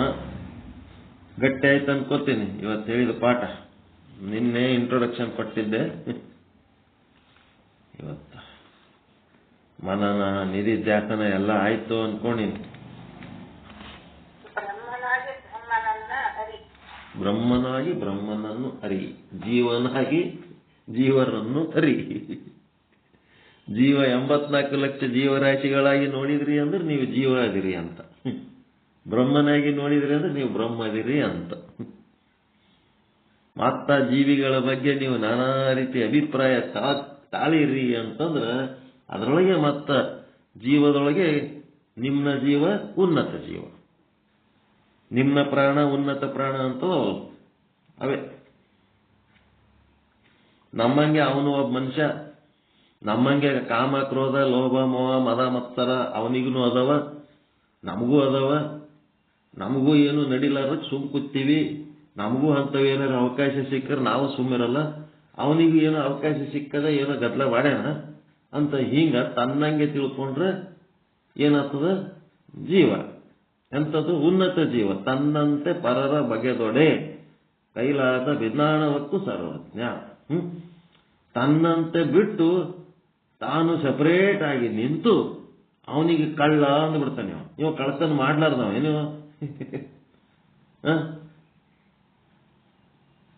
ಇವ ಕಳ್ಳತನ ಮಾಡ್ಲಾರ್ದವನ, ಅವನಿಗೆ ಕಳ್ಳ ಅನ್ನವ. ಇವನ್ ಜನ್ಮದಾಗ ಕಳ್ಳತನ ಮಾಡೇ ಇಲ್ಲ. ಹೀಗಾಗಿ ತನ್ನಿಂದ ಭಿನ್ನವಾಗಿ ಇನ್ನೊಂದರ ಬಗ್ಗೆ ಅಭಿಪ್ರಾಯ ತಾಳಿ ತಾನು ಶ್ರೇಷ್ಠ, ನಾನು ನನ್ನದು ಅಂದ್ರೆ ಇವೆಲ್ಲ ಏನದು ವ್ಯವಹಾರಿಕ ಸತ್ಯದಾಗ ಬಂದ್ಬಿಡ್ತಾವ. ನನ್ನಂಗೆ ಅವನು ಅಂತ ತಿಳ್ಕೊಂಡ್ಬಿಟ್ರೆ ಉನ್ನತ ಜೀವ. ತಾನೇ ಬೇರೆ ಅವನೇ ಬೇರೆ ಅಂತೇಳಿ ಇನ್ನೊಬ್ಬನಿಗೆ ಕ್ಲೇಮ್ ಮಾಡೋದೇನದು ನಿಮ್ನ ಜೀವ, ಕೆಳಮಟ್ಟದ ಜೀವಿಗಳಷ್ಟೇ ಅವರು. ಯಾವಾಗ ಅಲ್ಲಿ ತನ್ನಂತೆ ತಿಳ್ಕೋಬೇಕು. ಯಾರು ಏನೇ ಸಮಸ್ಯೆ ಆದಾಗೂ ಆ ಸ್ಥಾನದಾಗ ನಾನೇ ಇದ್ದು ವಿಚಾರ ಮಾಡಬೇಕು. ಅವಾಗ ನಮಗ ಏನಾಗ್ತದ, ಒಂದು ಜಜ್ಮೆಂಟ್ ತಗೊಳಕ ಒಂದು ಚಾನ್ಸ್ ಸಿಗ್ತದೆ. ಎಲ್ಲ ಹಿಂಗೆ ಬಹಳ ವಿಚಾರ ಮಾಡ್ಕೊತ ಹೋಗ್ಬೇಕಾಗ್ತದೆ. ವಿಚಾರ ಮಾಡಿ ಮಾಡಿ ಮಾಡಿ ಮಾಡಿ ಸಮಾಧಾನ, ಎಲ್ಲ ಕೆಟ್ಟ ಸನ್ನಿವೇಶಗಳಲ್ಲಿ ಕೂಡ ನಾವು ಸಮಾಧಾನವಾಗಿರ್ಲಿಕ್ಕೆ ಸಾಧ್ಯ ಅದ. ಎಂಥ ಕೆಟ್ಟ ಪರಿಸ್ಥಿತಿಯಾಗೂ ಶಾಂತವಾಗಿ ಆನಂದವಾಗಿರ್ಲಿಕ್ಕೆ ಸಾಧ್ಯ ಅದ, ಇಂಥ ಒಂದು ಬ್ರಹ್ಮಜ್ಞಾನದ ಬಲ ಇತ್ತಂದ್ರೆ.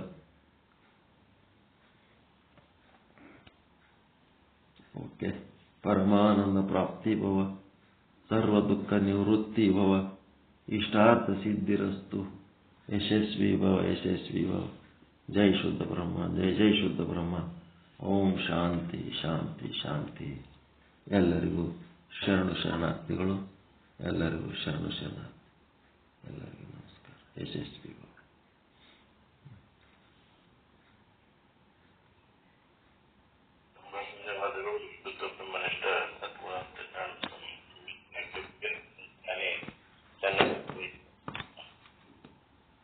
ವಚನದ ಸಾರವನ್ನ ಹೇಳಿ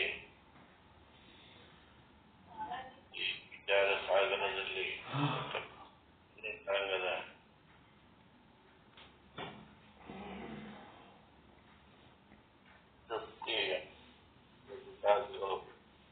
ಬ್ರಹ್ಮಜ್ಞಾನವಿಲ್ಲದೆ ಪಾದ ಆಗ್ತವೆ ಮತ್ತು ಸಂಸಾರ ದುಃಖನು ನಮ್ಮ ಜ್ಞಾನ ನಂತರ ಬರುತ್ತದೆ ಅನ್ನೋ ವಿಷಯವನ್ನು ಭಗವಾನ್ ತಿಳಿಸಿಕೊಟ್ಟರು. ಋಜುವಿನ ಅಜ್ಞಾನದಿಂದ ಸರ್ಪ ಉತ್ಪತ್ತಿಯಾಗ್ತದೆ, ಋಜುವಿನ ಜ್ಞಾನದಿಂದಲೇ ಸರ್ಪ ಬಾಧ ಆಗ್ತದೆ. ಯುಕ್ತಿಯ ಜ್ಞಾನದಿಂದ ರಜತ ಉತ್ಪತ್ತಿ ಆಗ್ತದೆ, ಯುಕ್ತಿಯ ಜ್ಞಾನದಿಂದಲೇ ರಜತ ಬಾಧ ಆಗ್ತದೆ. ಮೋಟು ಮರದ ಜ್ಞಾನದಿಂದ ಒಳ್ಳೆ ಜ್ಞಾನ ಆಗ್ತದೆ ನಮಗಲ್ಲಿ. ಮೋಟು ಮರದ ಜ್ಞಾನದಿಂದ ಕಳ್ಳನ ಒಂದು ಬಾಧ ಆಗ್ತದೆ. ಜ್ಞಾನದ ಬಲದಿಂದ ಜ್ಞಾನದ ಕೇಳು ನೋಡಯ್ಯ, ಬ್ರಹ್ಮದ ಜ್ಞಾನದಿಂದಲೇ ಜಗತ್ತಿನ ನಿವೃತ್ತಿ ಆಗ್ತದೆ ಅನ್ನೋ ವಿಷಯಗಳನ್ನು ಗುರುಗಳು ಬಹಳ ಸುಂದರವಾಗಿ ನಮಗೆಲ್ಲ ಮನನ್ನು ಮಾಡಿಕೊಟ್ರು. ಪೂರ್ವಕ ಅಭಿನಂದನೆಗಳು. ಈಗ ಆಚರಣೆ ಸಂಕ್ಷಿಪ್ತವಾಗಿ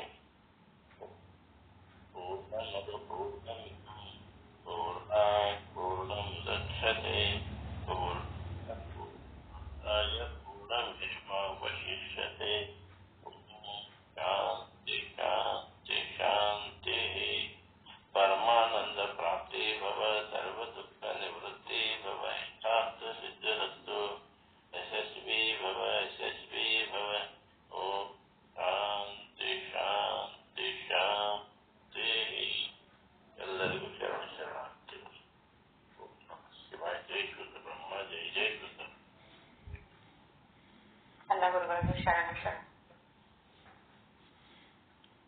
ಎಲ್ಲ ಗುರುಗಳು ಶರಣ ಶರಣಾರ್ಥಿ. ಶರಣ ಶರಣಾರ್ಥಿಗಳು.